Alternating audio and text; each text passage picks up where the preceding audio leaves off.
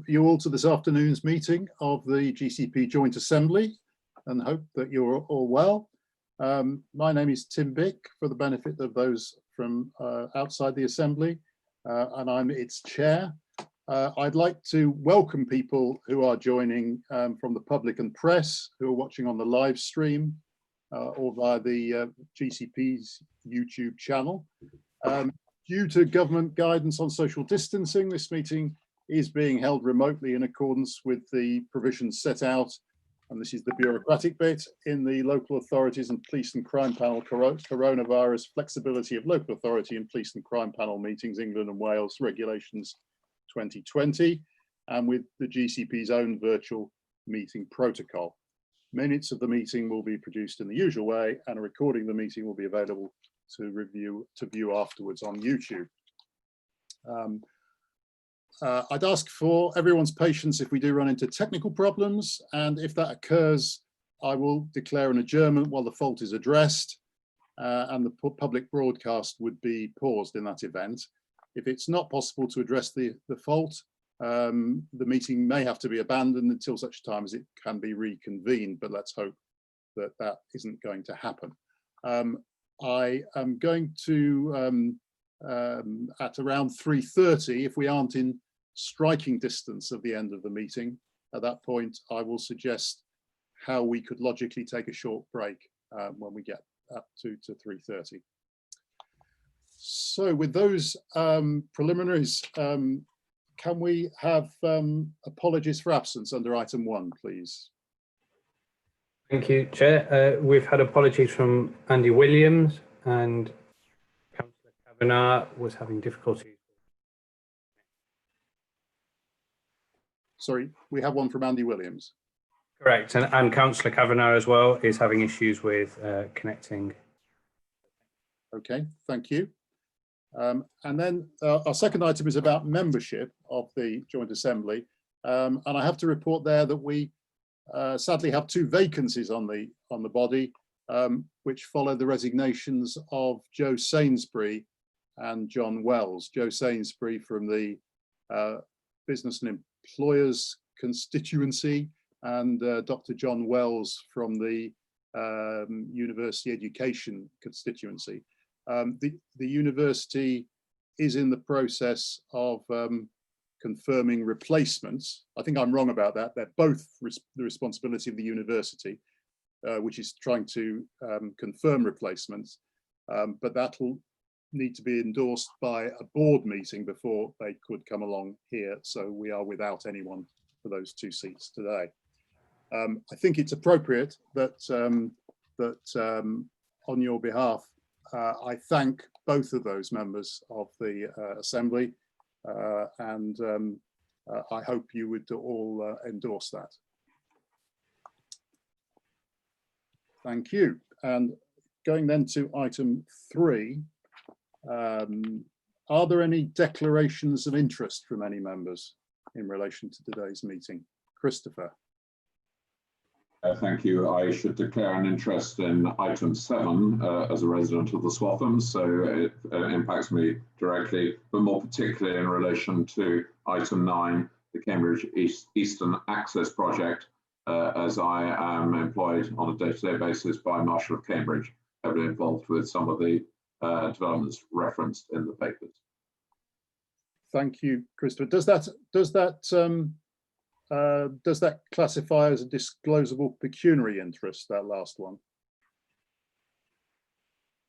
I would have to seek advice as to whether it's a pecuniary interest. I am a very, very minor shareholder in the company. Okay. Okay, well, I'm not in a position to make that judgment. I don't know who does, who is. Rachel, do you have any guidance?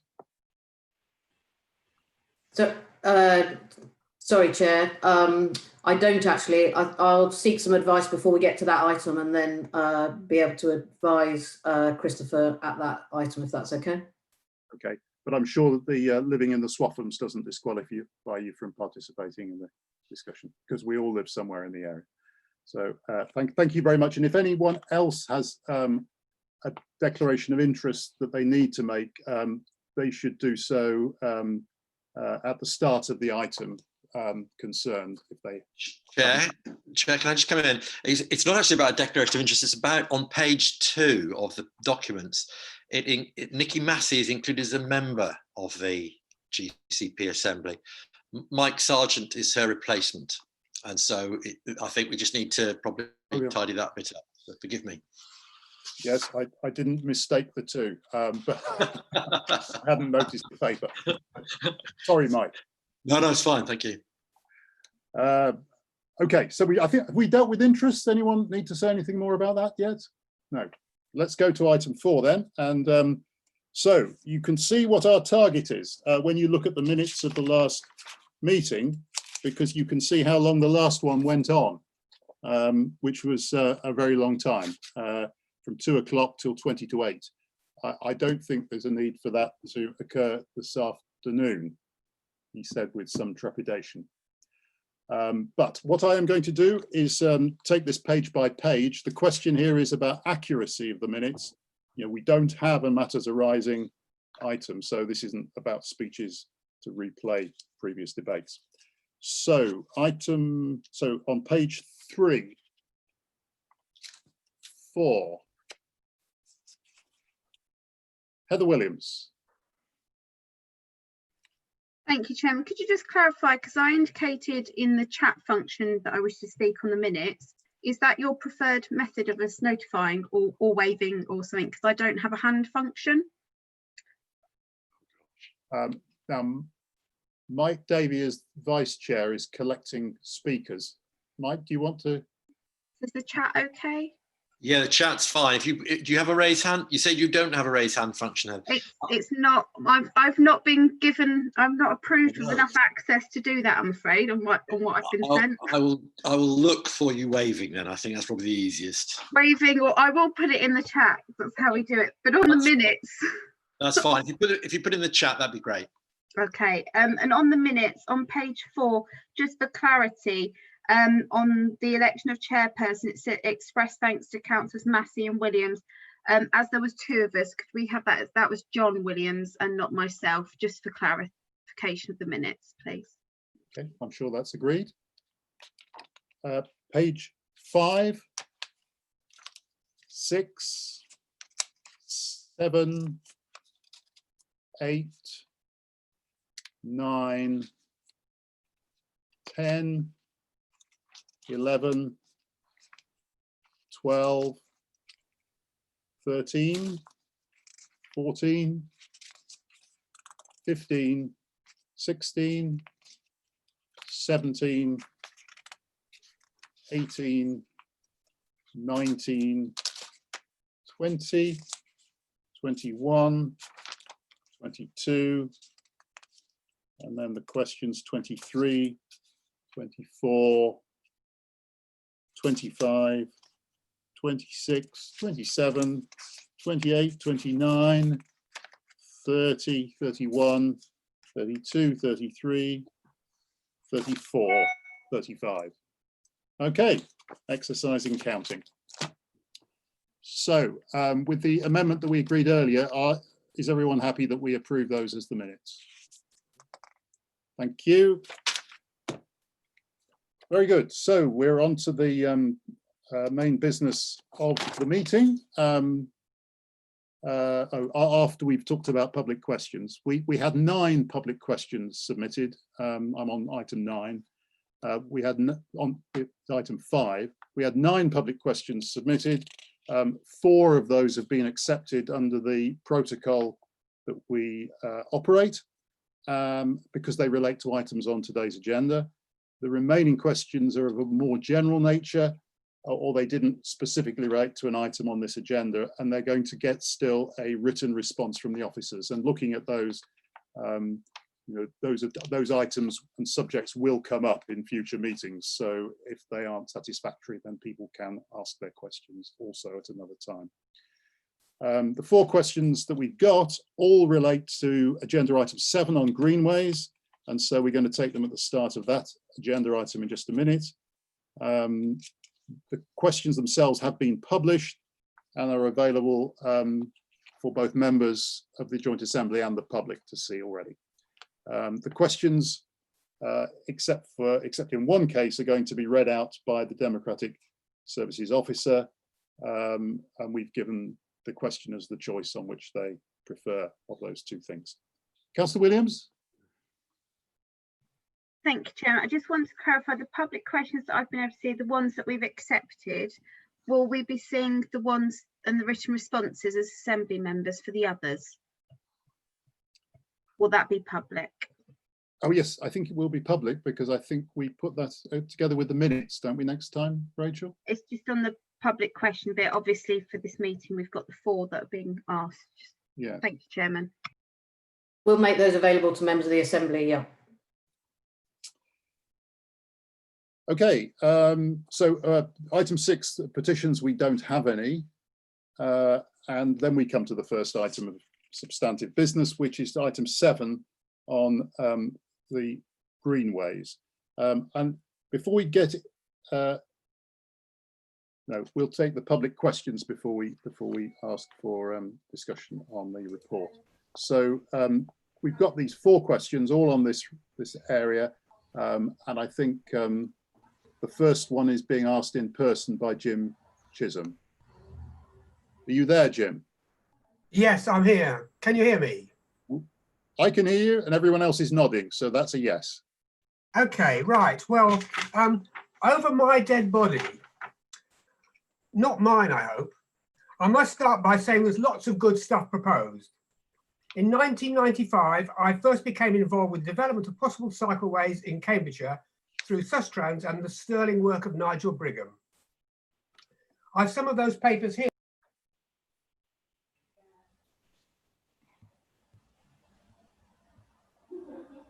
Am I alone in having? Yeah, sorry. Yeah, I'm sorry. I've just lost my place. So starting again. Okay, I've waved. Can you see me? No. Ooh. Oh well. Anyhow, I've waved the papers. All right. We don't need to see you, although that we don't object to seeing you either. But oh, there you are. Now we can't hear you. Now I'll now hold my spacebar down, and you should be able to hear me as well. That we can. Okay, right. So I've waved the papers anyway. So Nigel rolled up the basic planning, land negotiations and initial design in one project. Other similar consultants are available. Some sections of those proposed routes were never delivered. This was because, unlike road improvements, there was no commitment to use compulsory purchase orders. Negotiations with trusts on the other side of the pond, farmers and for small parcels of land with development potential stalled. On the appendices to these documents, I see, to my limited knowledge, at least 2 such sections that were never delivered. One became known as Over the Farmer's Dead Body, and later Over the Farmer's Son's Dead Body. It is paramount that this Assembly and the Board give at this stage a commitment where required to use CPO for these so valuable projects. I see no such commitment. For the Sawston Greenway, some link to Cambridge South Station must wait, and 2 kilometres being vastly improved under the Quick Wins programme. But an extremely substandard section within Stapleford, with an effective width of under 1 metre, carried on this Monday morning over 250 bikes in a little over an hour, with 150 being Sawston Village College students. A Sustrans agreement still exists for part of the proposed 2 kilometre approved route, and under 500 metres remains where commitments now to use CPO would accelerate progress. Under current plans, all those I counted would have left school before this route opened. Let us commit to using CPO and deliver what is possible now, and don't say 4 more years. Thank you. Thank you very much, Jim. We'll pick that up and answer it after we've heard the other 3. And I think, Wilma, you're going to read those out. Yes, Chair, I have 3 questions. The first I'm reading out on behalf of Sue Rogers, who's the cycling representative of the Cambridgeshire Local Access Forum and Secretary of Swavesey and District Bridleways Association. It reads as follows. Why have local equestrians and local bridleway groups and the British Horse Society access officers not been consulted ahead of the Greater Cambridge Partnership's proposals being drawn up for the St Ives Greenway? The document indicates that consultation has taken place. There has been no communication to date with the local equestrian sector in the St Ives Greenway area. As a result, the Greater Cambridge Partnership's proposals shown are less than ideal in some cases, and may seriously disadvantage equestrians. For example, raising the section of busway embankment alongside the stretch of guided bus public bridleway, which floods between Swavesey and Fen Drayton, to provide a 2-metre path for walkers and cyclists. Equestrians are legal and frequent daily users of this section, which can flood to a depth of 1 to 2 metres. Any flood mitigation to this route must include all legal users of this public bridleway, and that includes equestrians. Equestrians should not be disadvantaged by design or designed out of existence. I now move on to ask 2 questions on behalf of Linda Worth, who's the County Access and Bridleways Officer of the Cambridgeshire British Horse Society. The first question reads as follows. Whilst we acknowledge the importance of encouraging active travel commuting, greenways must be planned with equal importance given to both leisure use by all non-motorised users, walkers, cyclists, equestrians, disabled people and commuter cycling use. The UK's obesity crisis and COVID-19's disproportionate effect on obese people needs good policy to improve the nation's health, well-being and fitness. Providing welcoming, encouraging, pleasant and safe to use gold standard greenways for all non-motorised user groups is an important step towards this policy's delivery. The appropriation of public rights of way to function as high-speed commuter cycling corridors is only acceptable where mitigation is in place to ensure that leisure use of such routes by other non-motorised user groups is not disadvantaged in any way. For example, if a right-of-way is hard surfaced to provide a velodrome-like environment for the commuting cyclist, who will then attain high speeds, a regularly topped parallel grass verge of equal width must be available and maintained to provide comfortable conditions for walkers, runners, dog walkers and horse riders. Appropriate signage to remind cyclists of the need to always slow down and give walkers, equestrians and slower moving cyclists, for example, families with young children on bikes, would reduce the opportunity for conflict. Will the GCP undertake as a matter of principle not to diminish the amenity benefit of existing rights of way for other users in the rush to provide for commuting cyclists on all the Greenway schemes? And the second question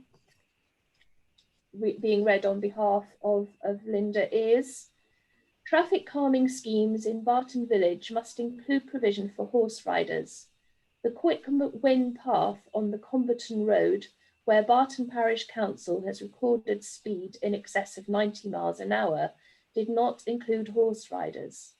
Horse riders are not being safeguarded in the same way as other users, but are being put at increased risk by cyclists speeding past on their inside, as well as traffic on their outside. Traffic accidents have been reported by equestrians on this road, which links 2 public rights of way. Approval of the new road junction crossing linking the bridleway must include horse riders. At Haggis Farm stables alone, there are 60 horses who need safe access to the bridleway. Approval of the underpasses must include access for horse riders. The horses from Haggis Farm, Barton, Coton and Grantchester all need safe places to cross the M11 North Slip Road and Grantchester Road. The recent non-motorised user fatality on this slip road must not be repeated. Approval of the bridge route over the M11 must include horse riders. Local horse riders already use this path and need a safer route across the M11 bridge. Approval of the Barton Road route must include horse riders. The principles of equestrian inclusion set out above for the Barton Greenway should be replicated on all the other Greenway schemes. To date, no usable equestrian access has been delivered on any of the Greenways or quick wins, although these schemes are proposing to utilise part of the existing, inadequate and fragmented bridleway network for the creation of commuter cycling routes to the detriment of existing legal users. Will the Assembly approve the Barton Greenway scheme only if these changes to include equestrian access are accepted, and other Greenway routes only if the principles of equestrian inclusion are embedded in the schemes? Thank you, Chair. Thank you, Wilma, and the questioners whose questions you were reading out. Peter Blake, are you going to be helping us with the answers? Yeah, I'll go through the answers, Chair. Okay, if you're going to do that one by one. Yeah, I shall. So in terms of a response to Jim Chisholm, I'm pleased to reassure him that at the Executive Board meeting in February of this year, the board approved the use of compulsory purchase powers for the entire Greenways network to secure land if required, and if we can't get that by other means. So I'm hopeful that provides the reassurance that that he was looking for. In terms of the question from Sue Rogers, the approach to engagement on the St. Ives Greenway was specifically outlined in that Greenways report in June, and we noted it particularly because it was slightly different to the other Greenways, because the proposals are slightly different. So rather than an entire route, the St. Ives Greenway is enhancing what already exists in that area, particularly deal with flooding issues. But I think it's very important to stress that there will be significant further opportunities for all stakeholders, including the equestrian groups, to engage with and to shape the detailed design of the schemes, which are the next stage in the process. A similar answer actually to Linda Worth's question. I mean, I think I've previously given this reassurance, but I will do it again. That the Greater Cambridge Partnership made a commitment that all greenways will enhance the routes for users and not disadvantage existing users. So I'm pretty sure I've said that before, but that just to reiterate. And again, there will be further engagement and dialogue as we now move into the detailed design phase of all of these schemes, and the equestrian groups can expect to be involved in that. And then finally, I think Linda's question specifically relating to the Barton Greenway, and I'm sure that that she and members of the Assembly will note that there are a number of proposals within that Greenway that specifically target equestrians.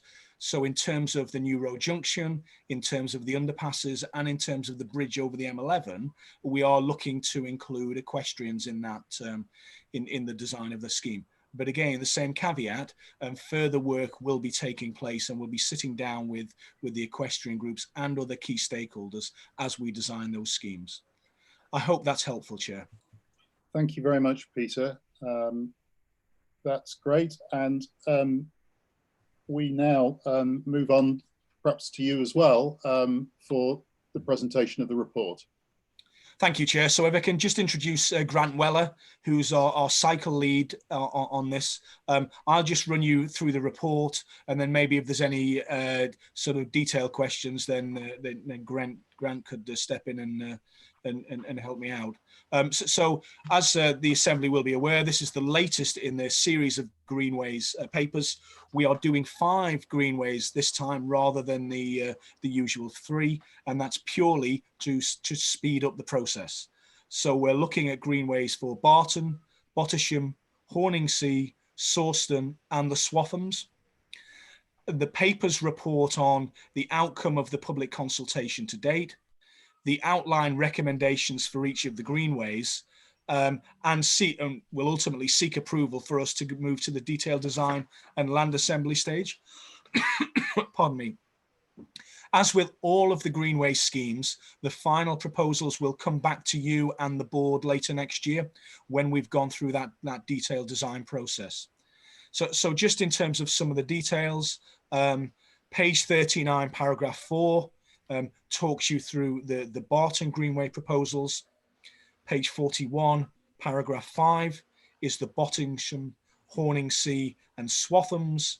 And then finally, the Sawston Greenways outlined on page 43 in paragraph 6.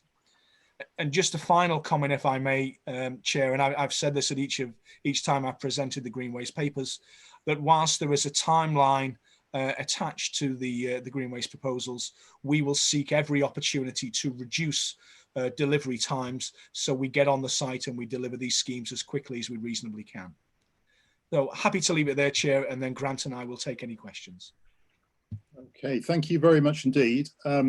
I just wanted to point up to Assembly members that there is an element of this report and also all of the remaining reports, which is trying to help us be more specific in the way that we produce our outcome from our discussions. And so we're asked in each case, do we have any questions and comments on the proposal? And do we broadly endorse the proposals, notwithstanding the questions and comments? And I think it is helpful to keep coming back to those two things, the questions and comments on the one side, which we will collect and reflect to the board. And on the other side, notwithstanding the questions and comments, are we broadly endorsing or not the proposals? It's very helpful to me, certainly, in making the report to the board.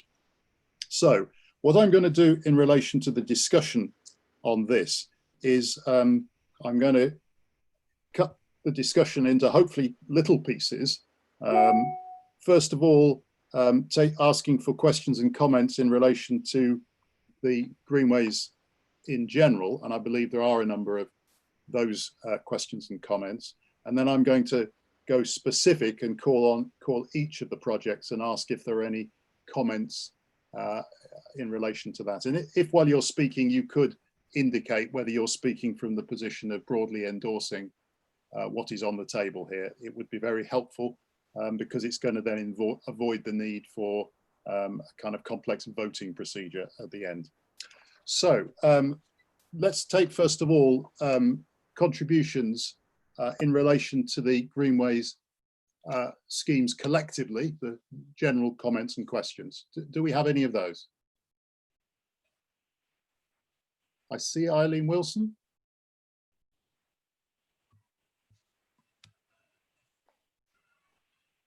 I think there was Heather had Okay. asked to speak before me. Okay, it was just when I looked up who had their hands up. Mike, who's first here?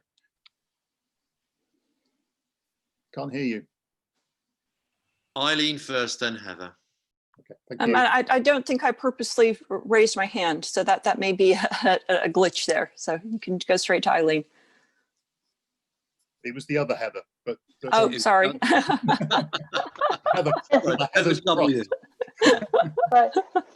So I have three general questions about Greenways.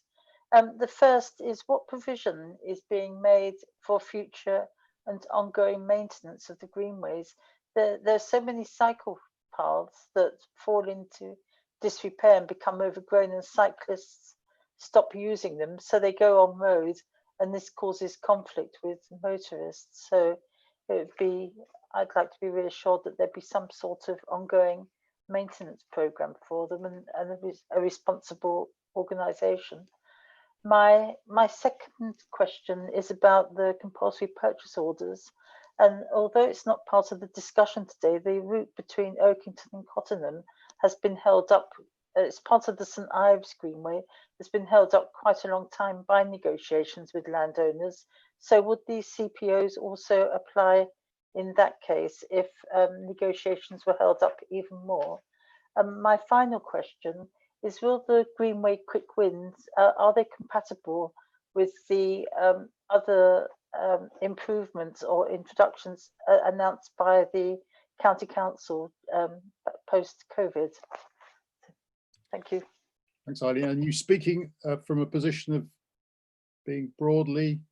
I'm in favour. Yeah. Okay, broadly thank you. endorse. Okay, now are there any other general questions before I ask Peter to come in? Heather was next on. I don't know whether it's Heather W. Williams. It might get confusing with two Heathers, but it's even more confusing at South Cams. We have 3 Councillor Williams.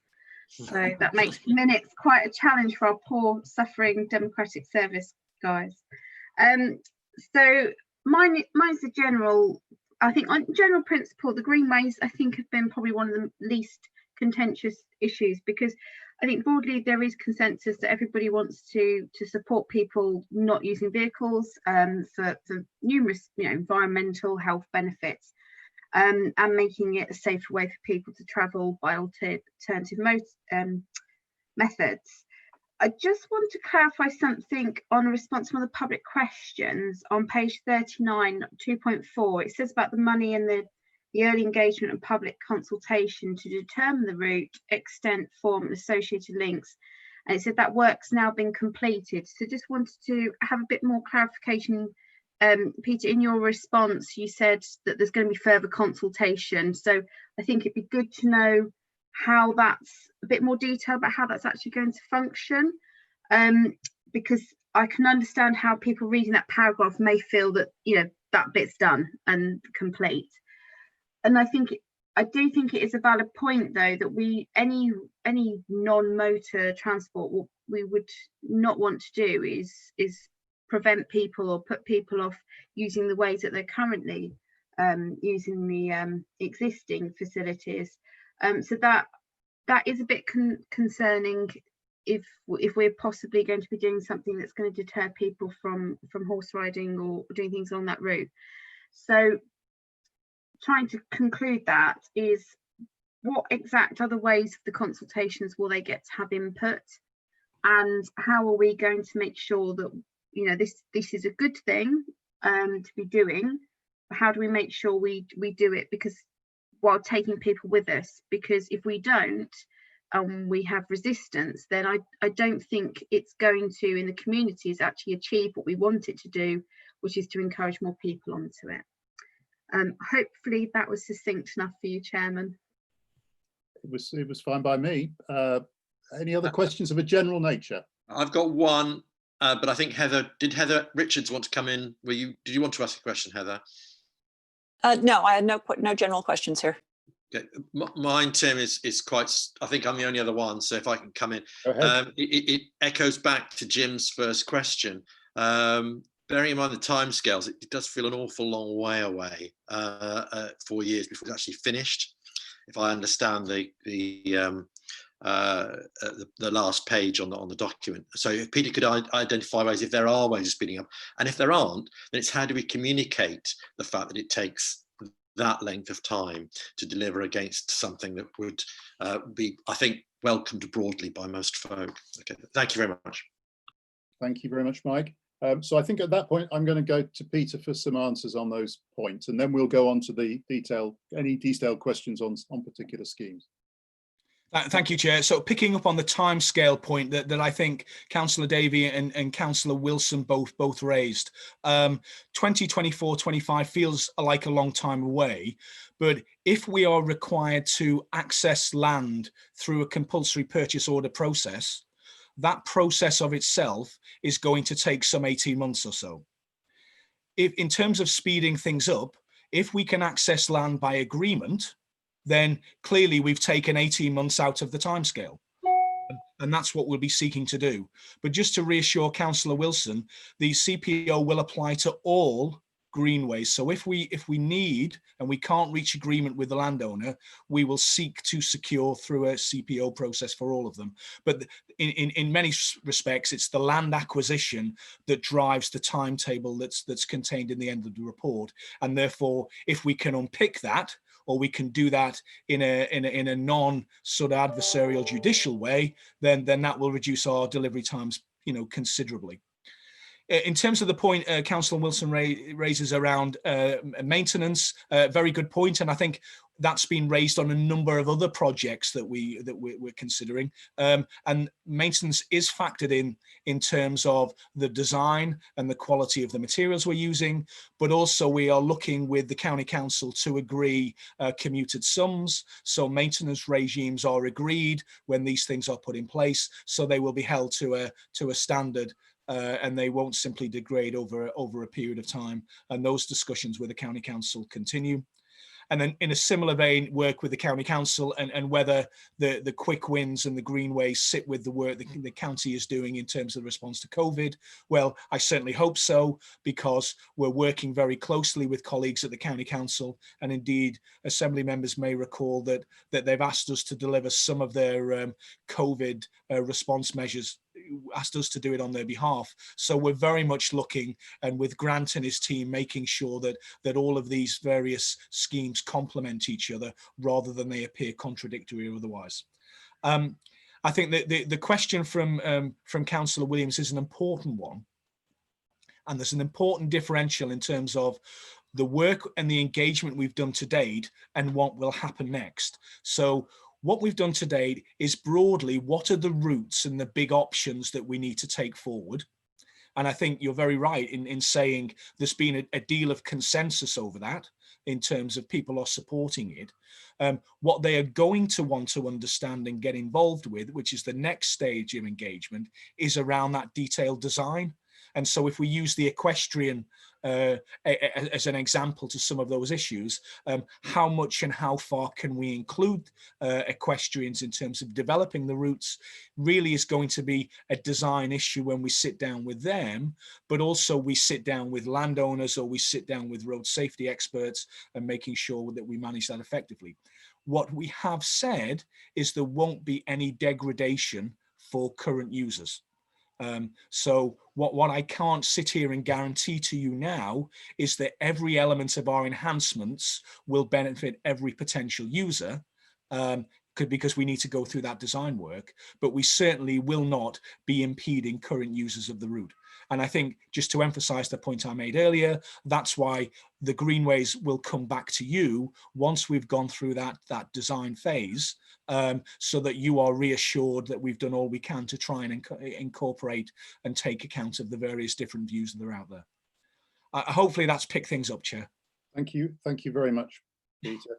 I'm now going to go on to call out the individual schemes, and if there are any comments. So members, bear in mind the next phase of the projects is going to pick up more dialogue before plans are crystallised. But if there are points that members want to make now, then this is the time to do it.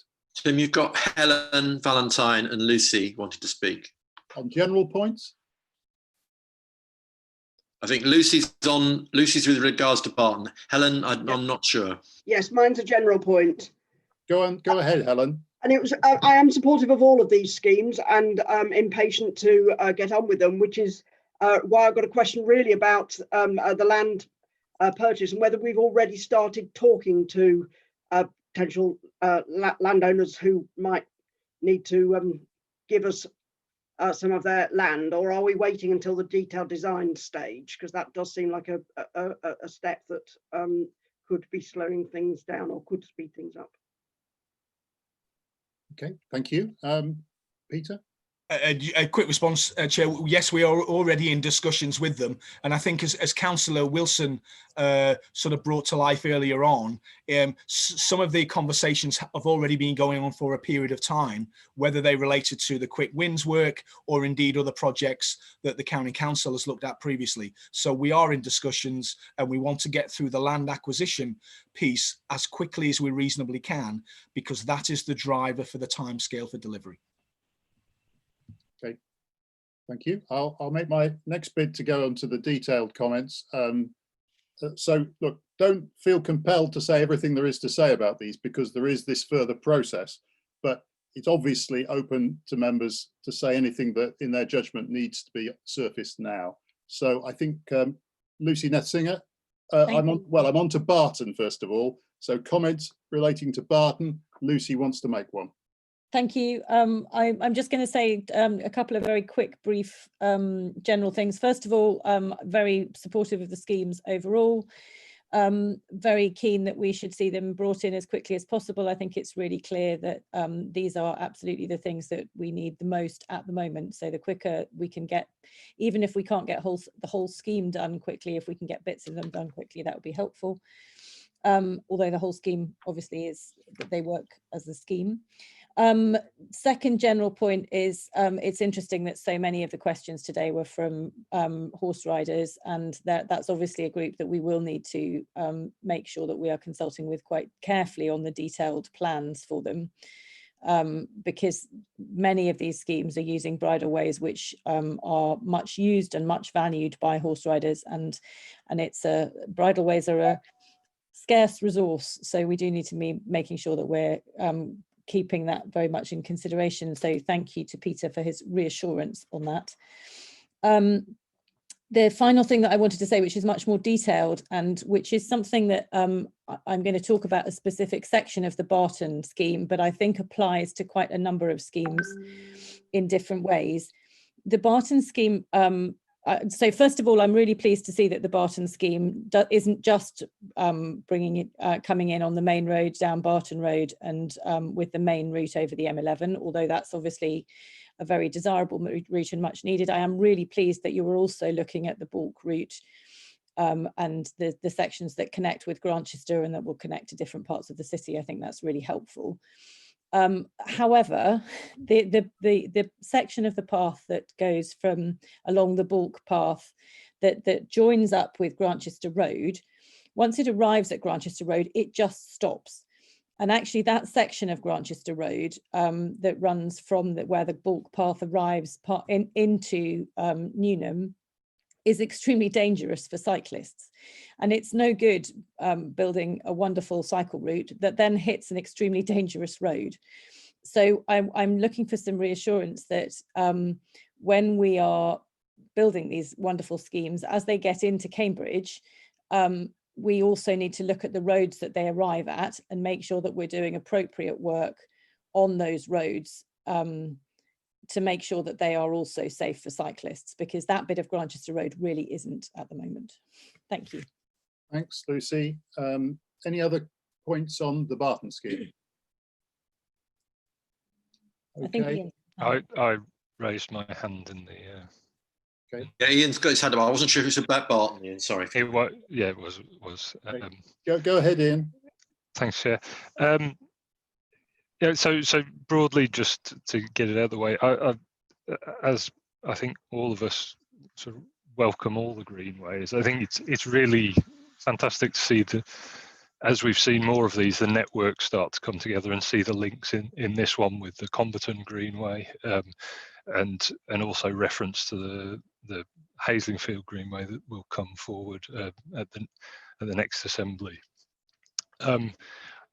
I do have a few detailed points, but I think they also have some general applicability. And actually, picking up on Councillor Nethinger's point about the onward connectivity into the city,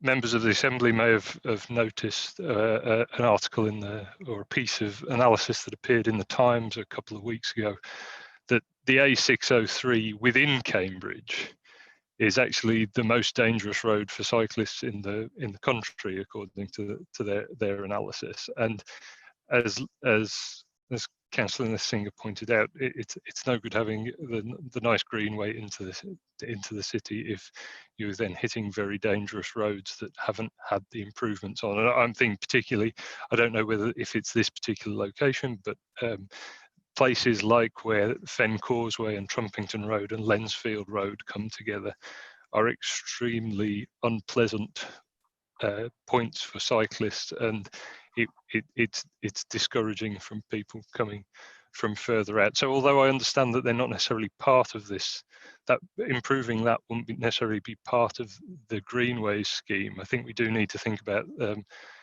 the onward travel, as we've had to with other public transport projects, for example. in terms of a couple of other sort of specific points, understand that there will be more engagement with various stakeholders along the route. I think one thing to sort of highlight is that particularly village parish councils do take an active interest in their road safety. They're making LHI applications fairly frequently, or certainly the ones that I cover are. And I think coordinating with what villages want to achieve in terms of road safety, it was clear in the Comberton one last time about the efforts to reduce the speed limit through the village. I think Barton has similar ambitions, and it would be good to see that joined up thinking between this project and those LHI bids, so it can be most efficient and we're not doubling up on work. I mean, and also that kind of engagement can bring up some specific points. So, for example, the improvement of the junction between New Road and Barton Road, the A603. At the moment, farm vehicles with trailers can't actually turn right there, and as part of, although that's not a cycling improvement, actually the knock-on effect there is that those vehicles wouldn't have to go down the high street in Barton, which would be safer, which would help safety of cyclists going through the high street. So just that being able to engage with and join up those kinds of points. I think the horse riders we've had those questions. It's certainly come into my inbox, and Haggis Farm is obviously a key site in that. So do keep that in mind going forward. One final point, which again is a little bit general. I understand the detailed design is coming, but the 10 million budget for the Barton one, at least, it would have been good to see a little bit of a breakdown of that. I mean, there are two significant underpasses here, and I'd just be interested to understand what the risks around that one are. It's not to sort of withhold endorsement on that basis, because it's fantastic to go ahead with this one. That is a particularly dangerous spot on this route. There, as one of the questions made reference to, there was a cyclist killed recently on the Barton Road roundabout, and I just want to make sure that it's or I would just like to see some breakdown of that we can look at in terms of the deliverability of those underpasses, particularly. Thanks very much. Yeah. Thanks, Ian. I mean, I'm going to have to say that at the current rate, you are in for a meeting of the same length as last time. So the point is there is going to be further discussion and another time to approve the eventual plans on this. Please, in this remainder of this item, it would be really helpful if you calibrated what you felt you need to say at this point, because it's your time as well as the rest of us. So are there any other points on Barton? Heather, very briefly then, please. Mine's extremely brief, Chairman. It's about accessibility of the documents. It's just that obviously there are different colours and what have you used on the documents, but about a key. And I just think when we're consulting and we want people to engage, we need our documents to be as accessible to people that aren't as familiar as us. So I think in our production of things going forward, if we could have a key or be really clear why we're using different colours and that sort of thing, I think would really support the accessibility and help us going forward. Hopefully that's okay. Thank you. Yes, good point. So I'm ruling a line under Barton at this point, and I'm going on to Bottisham. Are there any points on Bottisham? No. So I'll go on to Hordingsea. Nope. Sawston. Nope. Oh, is that for Sawston? Heather wants to come in. Sorry. We have tried to repair my hand function. It's not working. It was just to say that I sat on a recent planning committee where this area was discussed in quite detail in South Cambs, and there was a lot of concern around safety, not as in road safety, but the fact that it was quite a dark area and people travelling at night and things like that.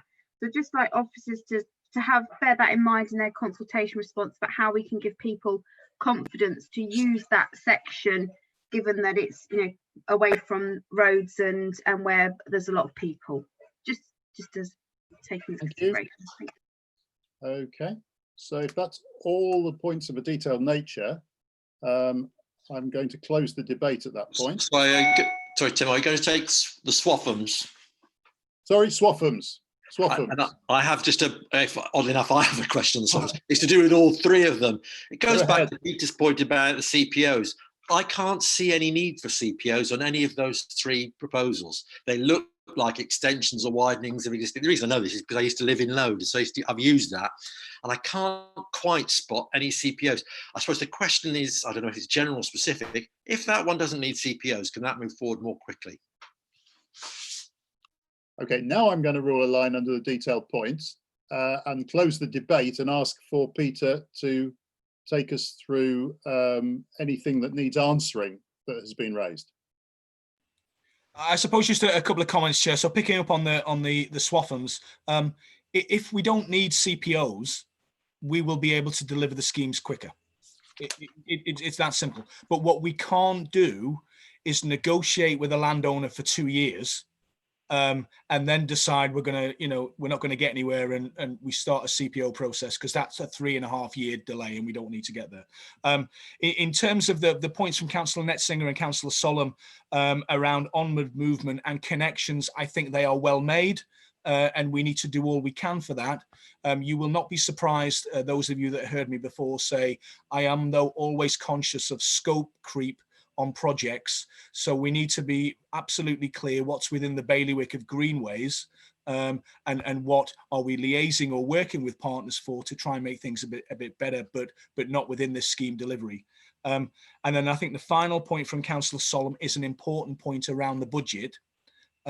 So the executive board is not being asked to sign off on these budgets and you never see me again. These budgets are, we've gone through a high level assessment, and the example he used of Barton and those particular infrastructure points of the underpasses are important because they're sizable in terms of the Greenways project. We need to do far more technical assessment, and that's why as part of the next steps, when this comes back to you, you will then get to go through those budgets in detail to ensure that you are content with the progression of the scheme. So all of that information will be contained in the next round, the next time that you hear these schemes. I hope that's helpful, Chair. And were there any other answers presupposed by the other points people made? No? Okay, fine. Well, I think we end the discussion on this item at this point. And what I have picked up from your contributions is that I think there is a general endorsement of the schemes, and that there are a series of comments which we will make sure are reflected in the report to the board. So thank you very much, all contributors, and thank you, Grant, for your work, even though we weren't calling on you to say anything, but much appreciated. So I think we then go to item 8, which is better public transport water beach to northeast Cambridge. And on this, I think we go straight to Peter for the officer presentation. Thank you, Chair. And if I could just introduce my colleague, Paul van der Bulk, who's leading the project on our behalf. So Water Beach to northeast Cambridge is in the same position actually as the next item in terms of Eastern Access, whereby you considered these schemes at your meeting in January. We wanted to bring them forward as the next stage of developing our public transport and cycling network. across the Greater Cambridge area. You recognise the congestion that already exists on that route, and indeed we reflected on the previous study that had been undertaken on this corridor that suggested we should be taking forward works on public transport. What I told you at the time was we would then embark upon pre-consultation stakeholder engagement and early technical assessment, and what this report does is to bring that back to you. The key next step, if you and the board are content, is that we will go out to a public consultation. So nothing is determined by this report. This is simply bringing back to you a flavour of what the stakeholders have said to us in the early engagement we've had with them, and also what the initial findings are around the technical the technical side of things in terms of the options and the risks and the constraints on the corridor. So in terms of the stakeholder engagement, that's outlined in Appendix 3, with page 147 of your pack. And broadly, we've had a positive response. We've had a very positive response. People are reflecting on the need for improvements in the area, particularly about the new town in Waterbeach and the development pressure that that's going to bring. People have said there'd been a balance, we're looking for a balanced package of walking, cycling and public transport. Pardon me. Now, actually, we shouldn't be getting carried away with that, because we're at a very early stage and everybody can sign up to some general principles. We want things done. As we know, as scheme develops, when we get to route alignments or design issues, that's when these things are going to come to life. I think one particular point that you may have seen in the local press from Smarter Cambridge Transport, they are saying quite clearly we should just focus on the rail corridor, along with cycle links at either end. And actually, that's a fair challenge. And the technical work that we do next will determine whether that's the approach or whether we need a far greater public transport and cycling intervention. And that's very much the sort of the next stage of the work. Options appraisal. The options report is outlined on page 57, Appendix 1. And what that's designed to do is the first step in the technical assessment that just says, let's identify the issues, the opportunities, what constraints exist, and what areas of search may we be looking at going forward. But again, that's going to be subject to the public consultation later this year, if you and the board are content that we go to that stage. And then finally, outlined on page 106 are some potential quick wins. So we've just been speaking about Greenways, and you'll recall we've done some quick wins there. We're already delivering some quick wins on the Cambridge Southeast project. So it may be there's opportunity for doing something in the shorter term. There may not be. The whole point is to explore that, to go through a public consultation and gain people's views, and then actually pull that consultation together along with the further detailed assessment, which will come back to you in the early part of 2021. So hopefully that's a sort of a brief summary of what the report's trying to do, Chair, and I'll happily answer any questions, and Paul will answer any of the tricky questions you have. Okay, thank you very much, Peter. So we have the same structure here for what is asked of us as an assembly. Essentially, do we endorse the proposition in front of us, which is that these are the options that should be put out to a next stage of public consultation at the very conceptual level that they're presented, or are they the wrong options? It isn't an opportunity for us to do that consultation. That is what the public will do next, and we will comment on afterwards. And that includes the short-term interventions that Peter just mentioned. And then, of course, as well as asking you to indicate when you participate whether you are in line and support of the general next steps here, to comment on any of the detail that we can then wrap up and put into our report to the board. So who would Four like? people waiting to speak. Mike Sargent first, then Helen, then Lucy, then Christopher. Okay, Mike, go ahead. Thank you, Tim. I've got a few points. Hopefully you'll indulge me. First, on page 51 and 52, I think there's a couple of corrections potentially. So in terms of North East Cambridge and the potential impact on traffic on Milton Road from the Science Park as it expands, we are in the area action plan looking at a zero increase in traffic. And I think it's important that we don't set hares running by any documentation we put out in that respect, because and I think we need to talk to the planners, because they're saying that they won't allow new developments unless it addresses this issue. On page 52, the numbers are incorrect for North East Cambridge in terms of the number of homes and jobs, but it is correct on page 72. So I want to make sure any documentation we put out for consultation is correct. Couple of comments. I am in support, Tim, you'll be glad to hear. And certainly from a personal perspective, I think it's vital it does serve Waterbeach and Milton, i.e. the existing communities, because their access to public transport is quite patchy at the moment. And I just want to turn to this point from Smarter Cambridge Transport and about the use of rail as an alternative, which did come up at the presentation we had last week, I think it was. You know, rail was the solution. And it's not clear in the documentation we're looking at today about what we think the anticipated trips will be. I mean, there is a focus on the local trips, if you like, in terms of access to the science park. But there are many other areas that people might be wanting to get to, including West Cambridge and the biomedical campus, for instance.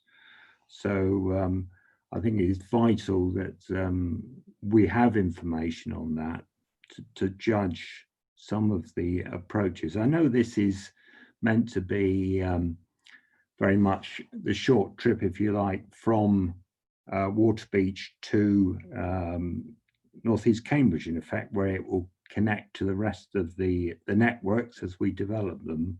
But I think it's important from our side to fully appreciate what further ongoing connectivity there needs to be, because that certainly will help in judging the schemes as we come forward. And I'm certainly slightly concerned that the fact that the eastern route doesn't serve the science park is seen as quite a big negative for it. And I would like the officers to comment on that, because if we don't take the eastern route, for instance, then we will need to cross what could be a dual carriageway once or twice, the A10. And in terms of CAM, I see that as a significant issue when we've got a very heavily used road, which might need some crossing points with traffic lights to manage this situation. I think it's less of an issue in St Ives potentially than it would be on the A10 if we need to have, in effect, level crossings on the A10 to serve this route. And I'd be interested in officers commenting on that. Thank you, Mike. Thanks, June. Helen Valentine. Yeah, I've got a couple of questions stroke comments centering really on the diagrams on page 104, which is the one with the 4 different corridors and colours, and the next page where there's a chart with some green and red ticks and crosses. And I guess I should have prefaced it to say, yes, I am supportive of the idea that we improve travel along this corridor. But we've always said that journey speed and reliability is a key issue for any improvements. And the chart that's got the ticks and the crosses suggests that following the A10 orange route is a cross for journey speed and reliability. And yet later on in the documentation, where we've got these kind of coloured scoring systems, the A10 corridor comes out as the one with the highest indicative score. So they seem at odds with each other, unless I've misunderstood one or other of the diagrams. That's the first one. And the other point is, are we saying that we've only got money for one of these, an east corridor or a west corridor, or would it be possible that potentially we might put a improved, I don't know, cycle provision on, say, for argument's sake, the east corridor, but do something else in one of the other corridors? Thank you, Helen. Thank you. Lucy Nessinger. Thank you. Yes, I've got several points, and I'll start with the first one that you want, Tim, which is that, yes, I support moving forward for consultation on this. I think it's an important scheme. Just to respond to the point that Peter made about what Smarter Cambridge Transport have said, I really don't think that we should just be thinking about rail on this corridor.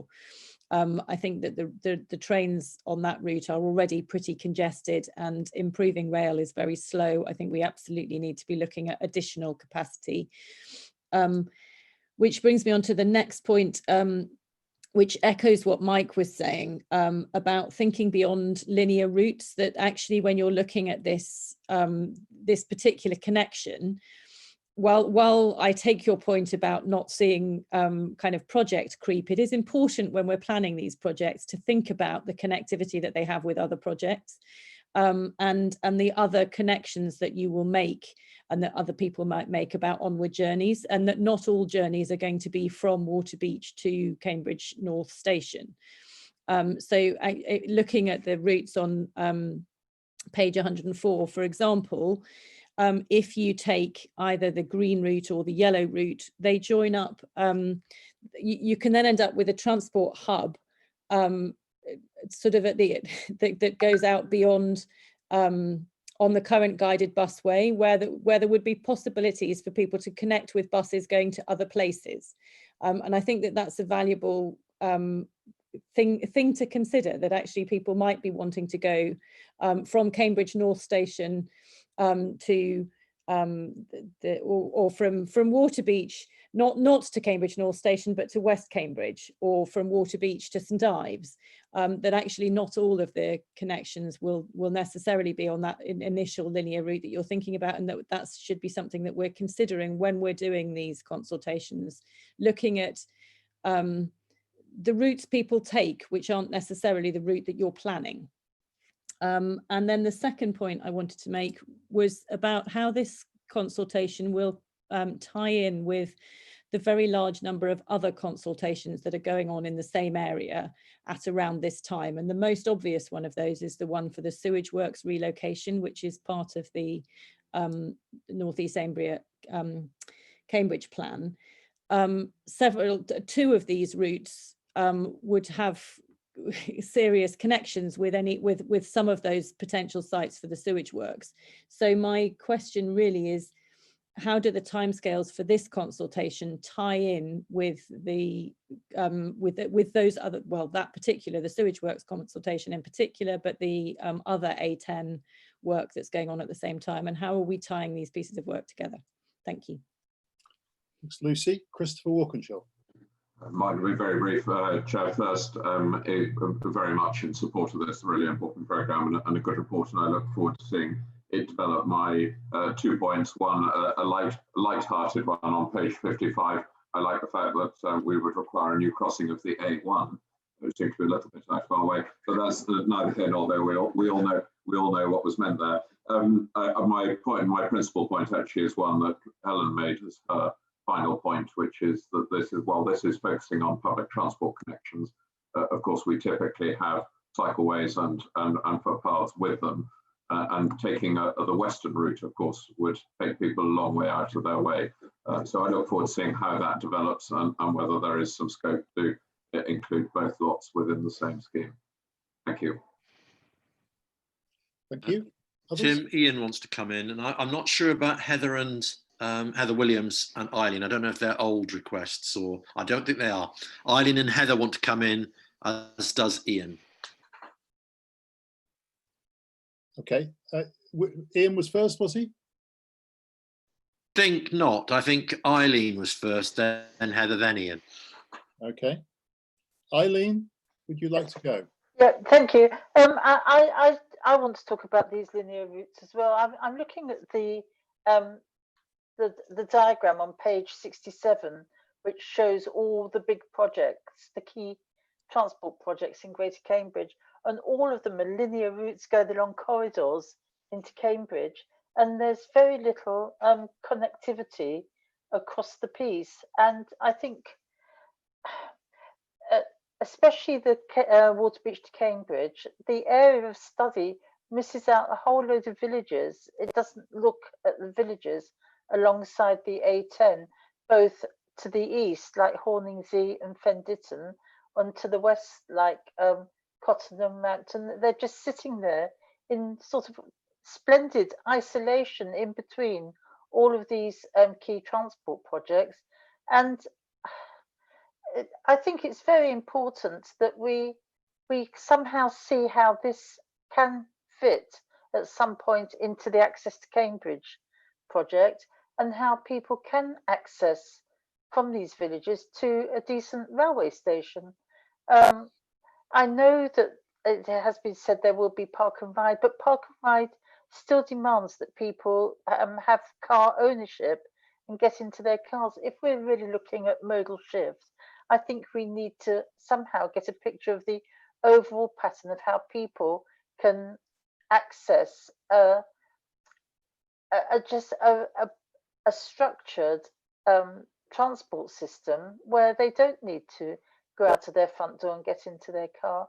So, so places like Horningsea, Fen Ditton, Cottenham, Rampton, Willingham have no direct access at the moment to a railway station. So, as I say, if we want people to get out of their cars and not impose car ownership on people, because that's very expensive, I think we need to look at a bigger picture rather than these transport corridors. Thank you. Thanks, Eileen. I'm not sure which Heather this was. Heather Williams. Oh, sorry, Heather Williams. Heather Williams. Thank you, Chairman. I'll start with my comments about the same page, actually, page 67, and it's just how we've done the map about the East-West Rail section. I appreciate it's going to go in that area, but the way that is, we know it's going to go to Camborne, and from that diagram, you wouldn't make that connection because it's sort of going halfway through somewhere quite much more further south. So I don't think that's the clearest in that presentation there. Overall, you know, the whole point of this is to put it out to consultation, and then we can then make an informed decision as to whether it is the right or wrong thing for people based on what residents respond to us. So I'm supportive of going forward and hearing what the public think of it.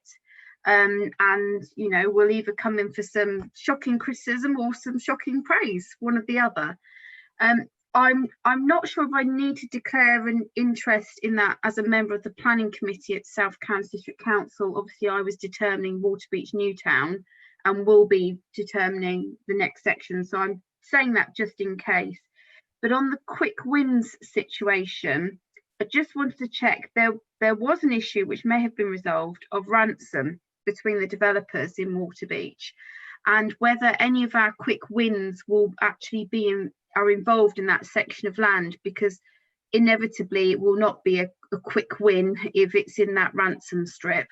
So if I could have clarification around that, but I do think generally, you know, the Waterbeach Newtown was a very emotive planning application from residents. So I think it's important that we consult with them as soon as possible and, you know, and respond accordingly. So happy to go, but want to make sure about the ransom. Thanks, Heather. Ian? Yeah, just a quick one. A very general, high-level point that sort of comes up with this and the next item on the agenda. We decided not to adopt the local liaison forum approach with these projects going forward, which was fine. There was good reasons for that, and it seems like the stakeholder engagement is working really well. I mean, just one sort of benefit of the local liaison forum approach was that it was an opportunity for the chairs of those forums to report back directly to the assembly and for us to hear from them directly in the assembly as sort of a group of local stakeholders. I just wonder if there's any way of bearing that in mind for when these things come back, rather than all those different stakeholder groups having to submit a question or report back individually, or just for us to be able to hear from them directly. I think it may be useful. Thanks. Thank you, Ian. Anyone else? Okay, before I go to Peter, I just wanted to pop in a couple of points or questions myself. All of the routes seem to be predicated on a destination of the Cambridge North Station, and I just wonder whether Peter could clarify kind of the exact logic behind that. I mean, I think I'm right in guessing that that's where we assumed that a cam tunnel might start for an onward journey if cam takes off or goes underground. But I just like some clarification on whether that's a firm basis on which to be considering the end destination point for this sort of segment that we're talking about. And the other question is that we're obviously embedded in all of this proposal is that we're trying to achieve modal shift, and also on new transport demand, we're trying to ensure that as much of that as possible is going into the sustainable choices. So in terms of the overall picture, it seems to me there is some interaction between what is planned for the A10 itself. So that if, for example, there's going to be a big expansion in capacity of the A10 as a road, it's actually going to hamper this project in securing a large degree of modal shift. Whereas if the attention to the A10 is much more minor in terms of safety improvements and so on, then this project is more likely to achieve more modal shift. So the point is, the question for a comment from Peter is really about the interplay between the two projects and whether we ought to have a collective view about the road scheme, which we're not responsible for. So Peter, could I ask you to take on board all of the questions that have been raised and work through them? Thank you, Chair. I'll do my level best, and I'm sure if I miss some, you'll come back to me. So firstly, thank you for all the corrections. We will take that away in terms of A1 and East-West Rail on maps and things, and we'll make the necessary changes. So I think that the point that was made by Mike and Lucy around onward connections, I think that's terribly important. I think it's just when we develop that as part of this scheme. So if you reflect back to some of our work on Cambridge Southeast, Camborne to Cambridge, where we produce what a public transport network map might look like, that emphasizes those onward movements. So that's absolutely part of the sort of the plan at the moment, and that will be part of the technical work. And I think in a sense, Heather Williams put this far better than I could, is what we're just trying to do is to get out there and have a discussion, a consultation early, before we've sort of nailed things down, and then I come along to you and you tell me, as I've done before, you didn't consult early enough, or there wasn't enough free thinking or anything else. We are trying to get out and have that conversation at a fairly early stage. So the options appraisal report is a balance of the various things. There's no sort of final decisions in there, and what we were doing in the consultation is just to say there's a whole series of pros and cons. So in terms of Mike Sargent's point around the eastern route and crossing the A10, so as me sat one step removed from the detailed technical analysis that's gone on already, absolutely right, you might pick that route. But what we have to do is to listen to local residents, is to weigh the different views and the pressures they've got, and then do technical analysis on what are the onward movements, because people don't necessarily want to go from Waterbeach to the Science Park.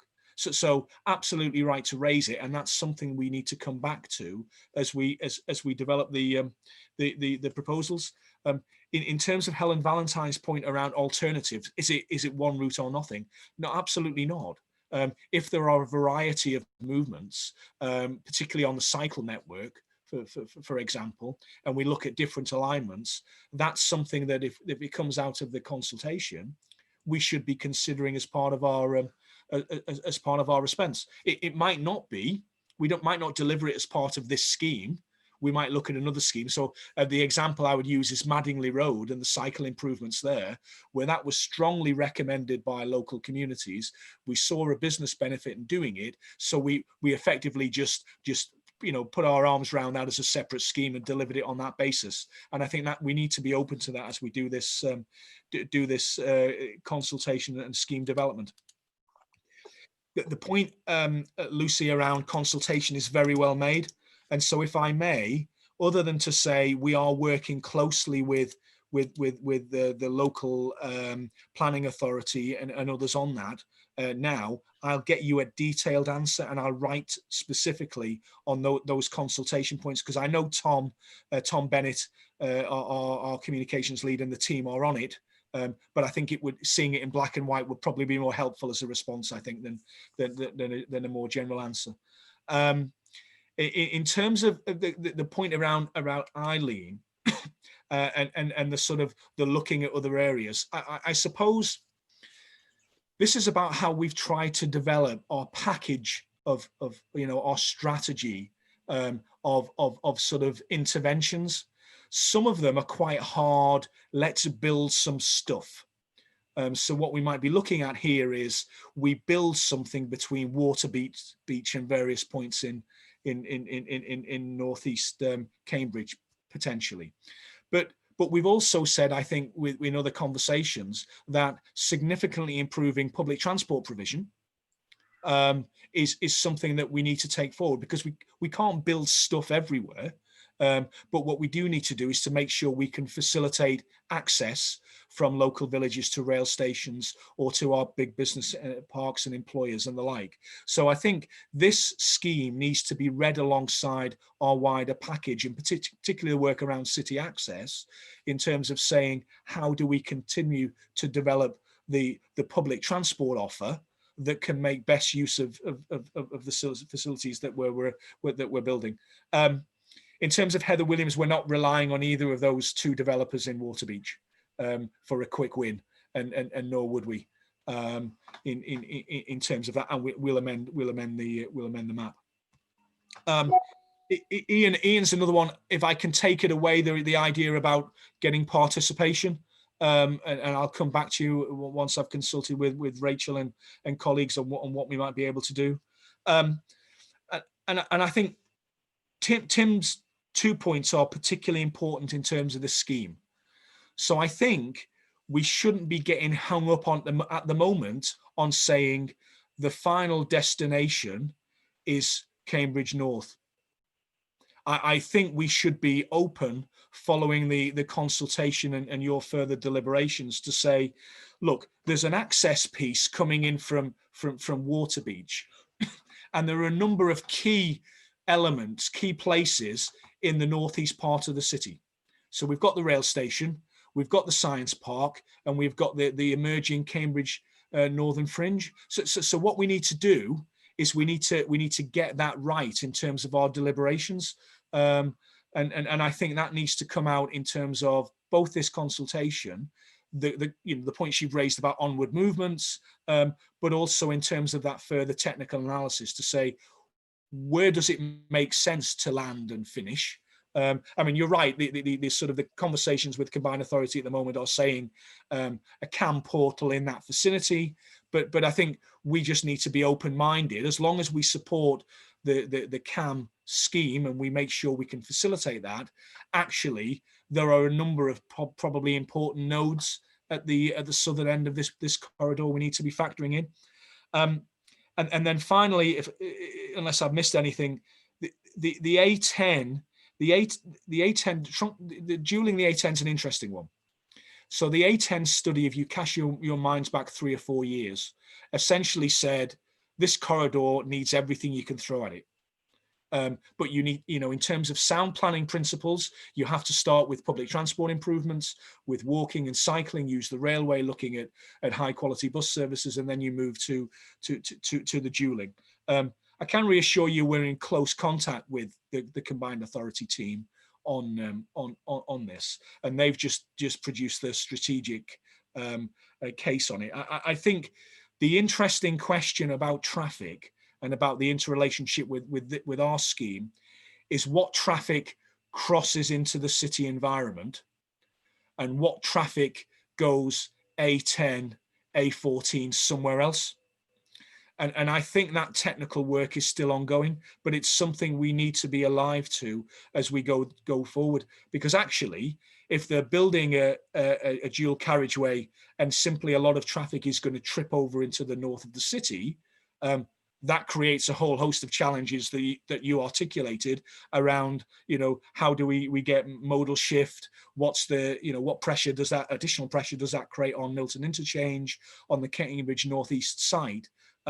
So we need to be alive to that in terms of our ongoing discussions with combined authority colleagues. And I'm sure you will want to consider that, and you'll want to continue to ask me that question as I bring this scheme back to you. Hopefully I've captured some of the main points, Chair, but if I've missed any, then please point it out. That's useful. Thank you very much, Peter. Now, unless anyone has anything very pressing additional to contribute here, I'm going to draw this item to a close. And on the basis of contributions made, I'm detecting that we do have a consensus on endorsement of the direction that's proposed here. And as with the previous item, we also have a whole series of comments and pleas and questions which I will make sure we convey to the board. So thank you very much for your contributions to this item, and to Paul, even though you didn't speak, thank you for the work you've obviously done behind this. Okay, now I said at 3:30 I was going to declare the position on a break, and we have a couple of possibly significant items to go, and I am going to suggest that it might be sensible if we took 5 minutes now and then get right back to work and do the rest in the next stretch. So that means joining back again at 4:25. Thank you.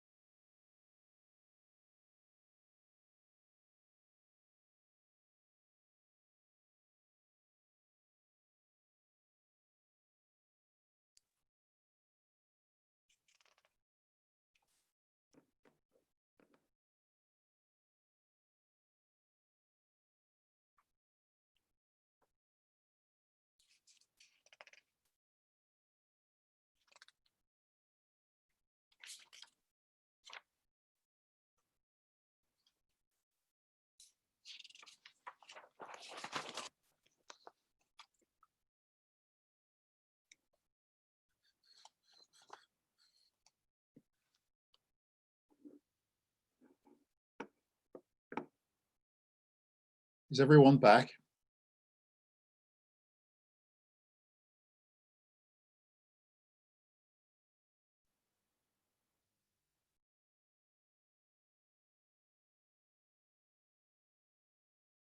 Okay, when you're back, could you turn on your video so that we can know that?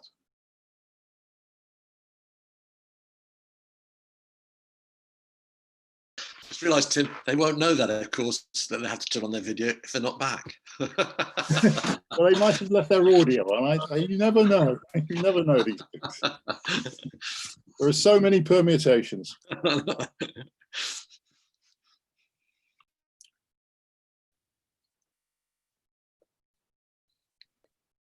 I am back, but to be honest, I'm eating my lunch because I didn't get a chance. Came straight from another meeting. Don't worry about that. We don't mind. We don't think you're not sharing. Are we now going live? You're live, Chair. We are. Okay, so let's resume, and we're up to item 9 on the agenda, which is Better Public Transport Cambridge Eastern Access Project. We've got no public questions on this, so I'll go straight to Peter for the officer's presentation. Thank you, Chair. So as I said previously, this is in the same in the same position in project cycle as the Waterbeach corridor.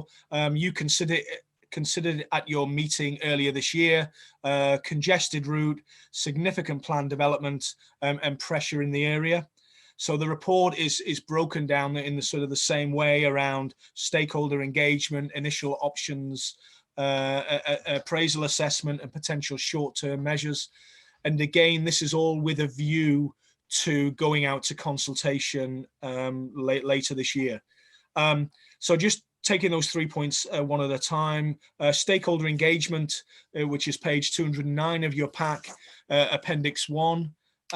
And again, there's consensus for interventions in the area, recognition on a general need for alternatives to the private car, but it's complex. And I think, paragraph 3.9 brings to life some of the issues that were raised in those stakeholders. So people are supportive that we look at it, but I think then as we get through into the more detailed evaluation and scheme development, that's when we get into some of the knotty issues, and we'll really need to sit down with the stakeholder engagement and consultation.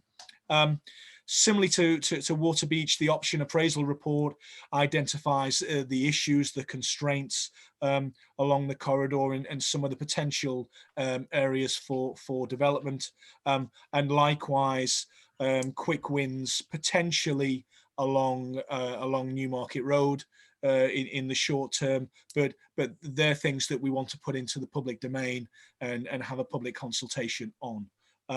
Happy to leave it there, Chair. Should have introduced Joe Baker, who's the project lead, and as with previous reports, he'll be answering any tricky questions that members have. Okay, thank you very much, Peter. And so this is very similar in structure to the previous item. We're looking to know whether we're willing to give a broad endorsement or not to the general direction here. The general direction includes a series of conceptual options going out to a round of public consultation. So we're not here to participate in that consultation. We'll see it afterwards and can do that later. But are these the right options? Is anything here so ridiculous that we don't want to put it into the public consultation? And then along the way, collecting any comments or questions that anyone has, which we will try and reflect to the board. So when you contribute, if you could indicate, as well as making your point and asking your question, whether you do come from a place of broad endorsement of what's on the table here or not. So could I see who would like to contribute?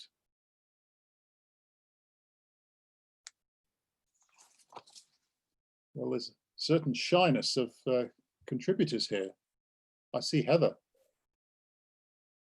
So do you want me to go through people, Tim? You tell me which order they arrive. You've got Mike Sargent, Eileen Wilson, Christopher Wilkinshaw, Heather Williams, Helen Valentine, and myself. Okay, you'll have to remind me. I got Mike being the first one though. So Mike's first off. If I give you three at a time, Mike, Eileen, and Christopher. Okay, excellent. Thank you very much, Mike. Go ahead. Thanks, Tim. One of the things that struck me in the report is on page 283, where it says that there's the same level of traffic going down Coldham's Lane and Newmarket Road in the evening. And that opens up perhaps wider questions than I might have considered in the report, really. I'd like the officers to reflect on that and saying, are we actually looking in the right directions? Because obviously a lot of the focus that we've got at the moment it has been around people coming in from the Quay roundabout and people using the park and ride, etc. So I'd like a little bit of information on that. Second point is about the subject of compulsory purchase orders, which we talked about in Greenways. And I'm not trying to set any hairs running, but we've discarded widening Newmarket Road beyond the football ground because of people losing their gardens. I'm very conscious in my own area that both Chesterton Road and Elizabeth Way, people lost their gardens probably back in the 70s, but I'm just not aware that we've got a general policy on that, or whether we will be considering it at any stage in considering the options. Another issue which did come up earlier on when we were talking about Greenways, and it's certainly of concern to me in terms of Milton Road, is we put in improved cycling along these major routes, and then people come up against the obstacle. In the case of Milton Road, it's Mitcham's Corner, but in the case of this scheme, potentially it's the Elizabeth Way roundabout, which is incredibly unfriendly for cyclists. And I'm very concerned that we spend a lot of money putting in cycle routes along Newmarket Road, the whole length, and then trying to attract people to use their bikes.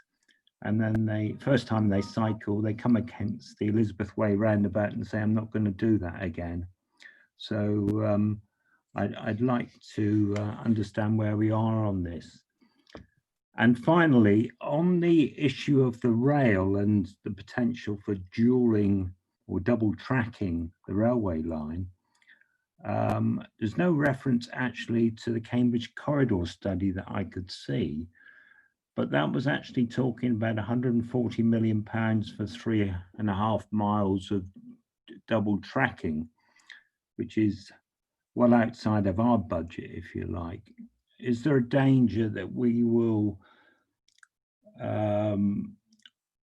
put out a scheme which we can't really have any influence on in terms of the rail side, and that becomes the preferred scheme at the end of the day, and then it's not actually feasible? So I'm not quite sure whether we are going to be getting people to consult on the rail when it's really not a runner. Thanks, Chair. Good point, Mike. Thanks very much. Eileen, next. Thank you. I just have one quick question. I do endorse the scheme, but my quick question is, why was the boundary for improvements, why has it been drawn so tightly around the city when the problems start much further out? Traffic builds up from Newmarket, so the solution needs to start much further out than that tightly drawn boundary. Thanks, Eileen. Christopher Walkinshaw.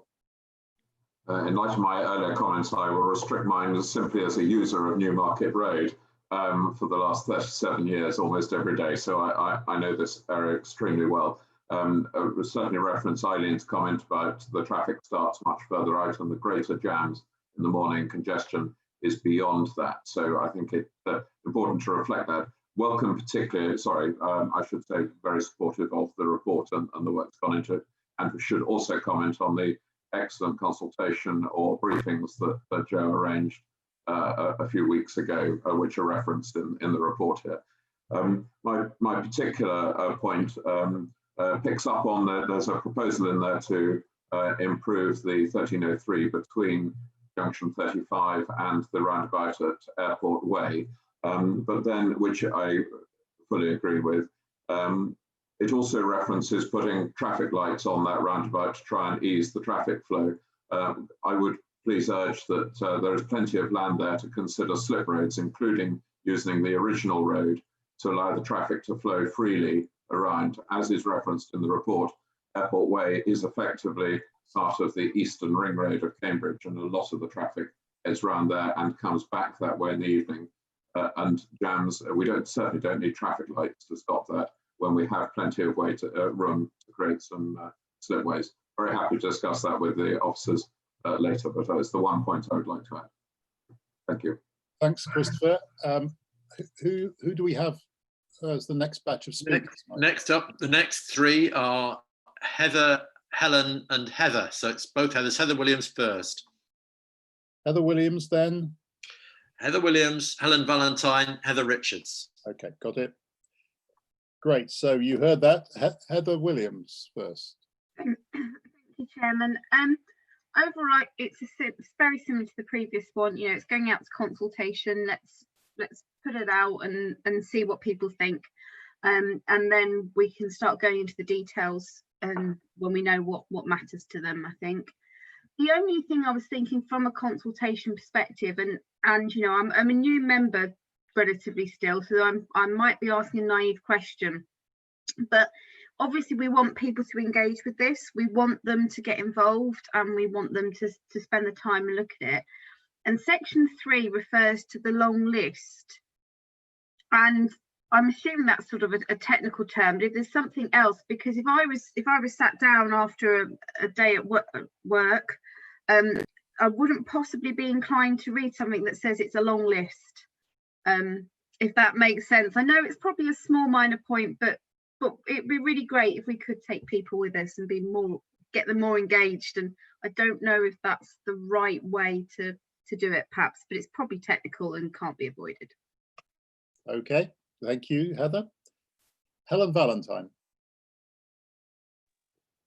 Yep, 3 quick points. I do think this is urgent work. It's one of the worst corridors, certainly for a cyclist, I think, in Cambridge. And my kind of 3 priorities would be the city end of Newmarket Road to be making improvements there as soon as we can.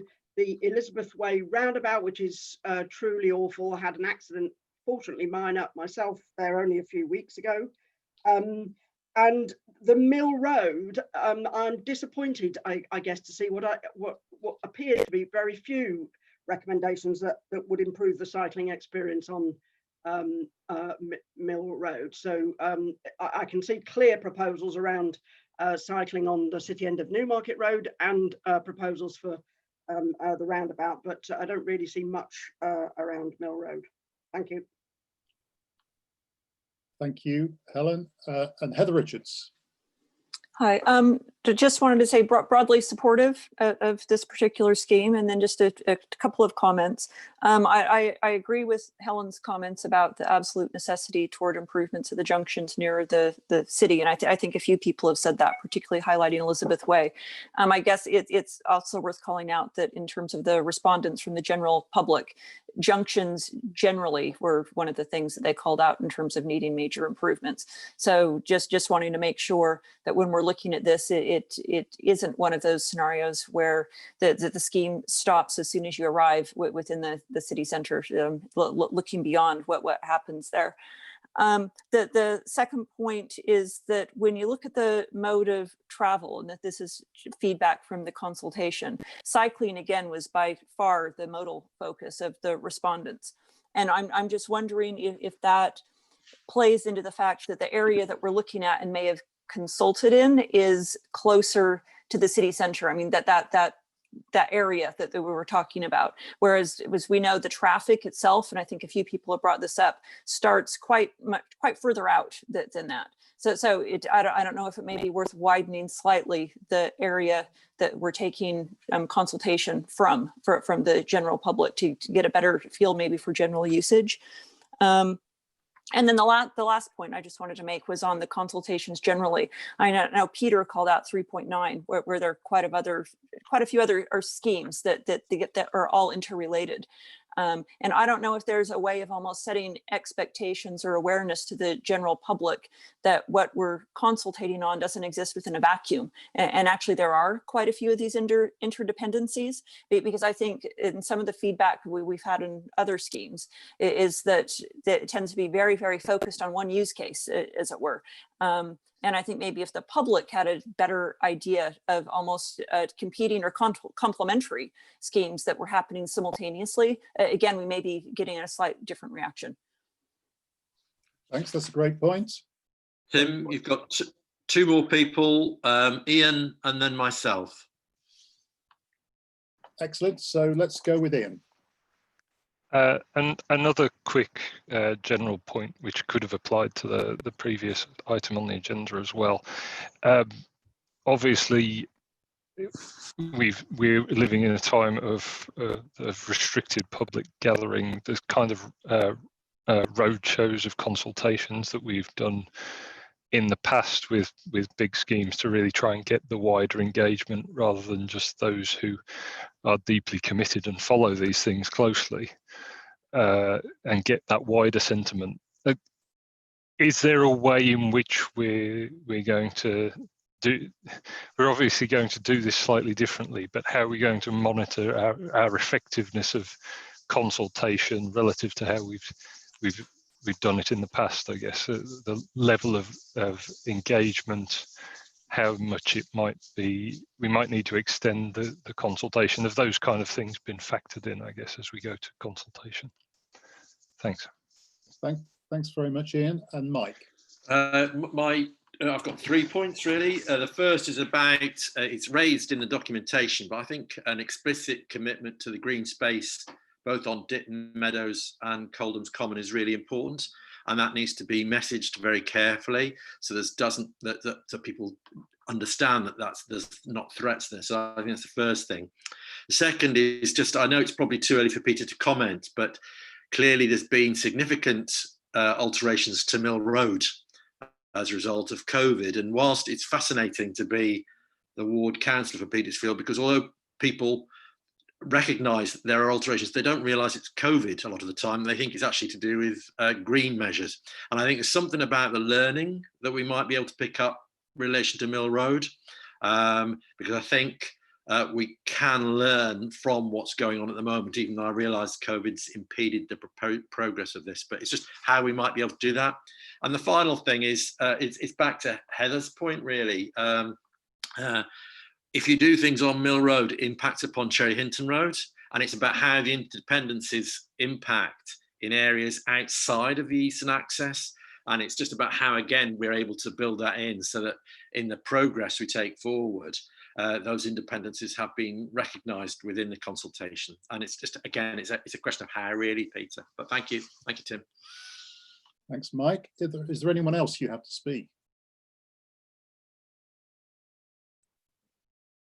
Not as far as I can see, Tim, no. Okay. I just had a couple of points myself before invite Peter back in. I mean, I just wanted to say that the existing road that goes from one end of this this area to the other is Newmarket Road, and I just wanted to express the view that whatever we do, we must do something that improves the public realm along that road. I mean, we want transport efficiency, but we also want to leave the environment along that road a lot better than it is today, and it really is brutalized as it stands. And we've talked about a number of the sort of arterial roads within the urban area in previous projects, where we've mainly been talking about people's desire to protect an already perceived pleasant environment along those roads. But in Newmarket Road, I think we're about trying to improve, because it's quite a sorry environment, I think, and divides communities, and they want to turn their backs on it if they can.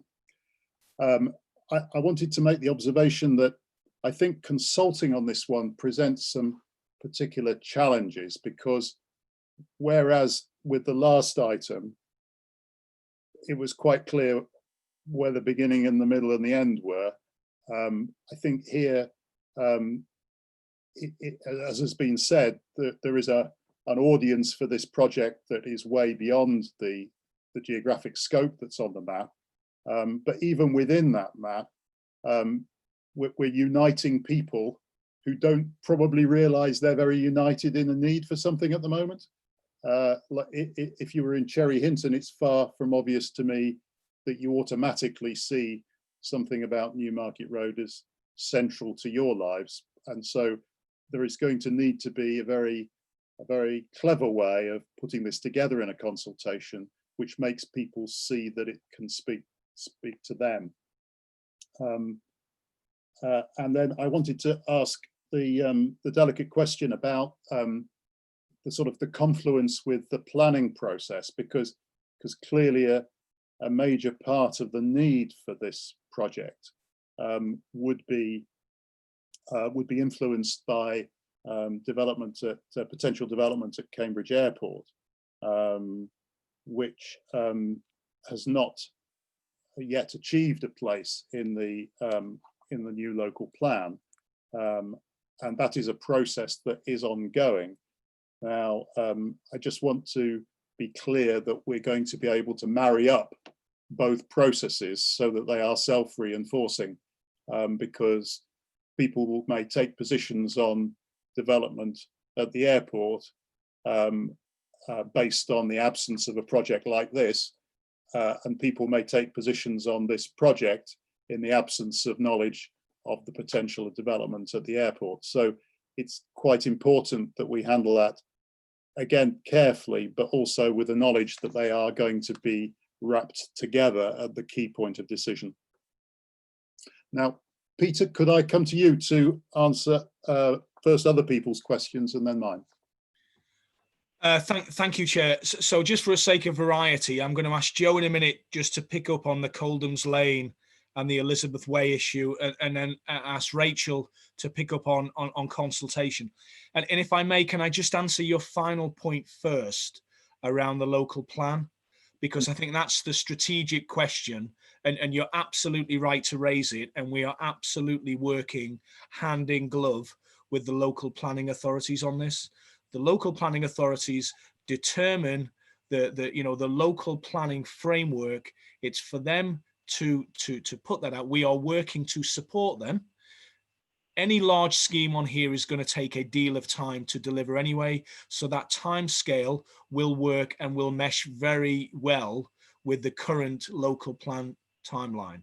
So, and I suppose just to emphasize, we are acutely aware of the need to make sure that happens, and are doing everything we can to ensure that that liaison takes place effectively, and then the presentation to the general public is led from the local plan process, but there is clearly a transport, are supporting that conversation as it should.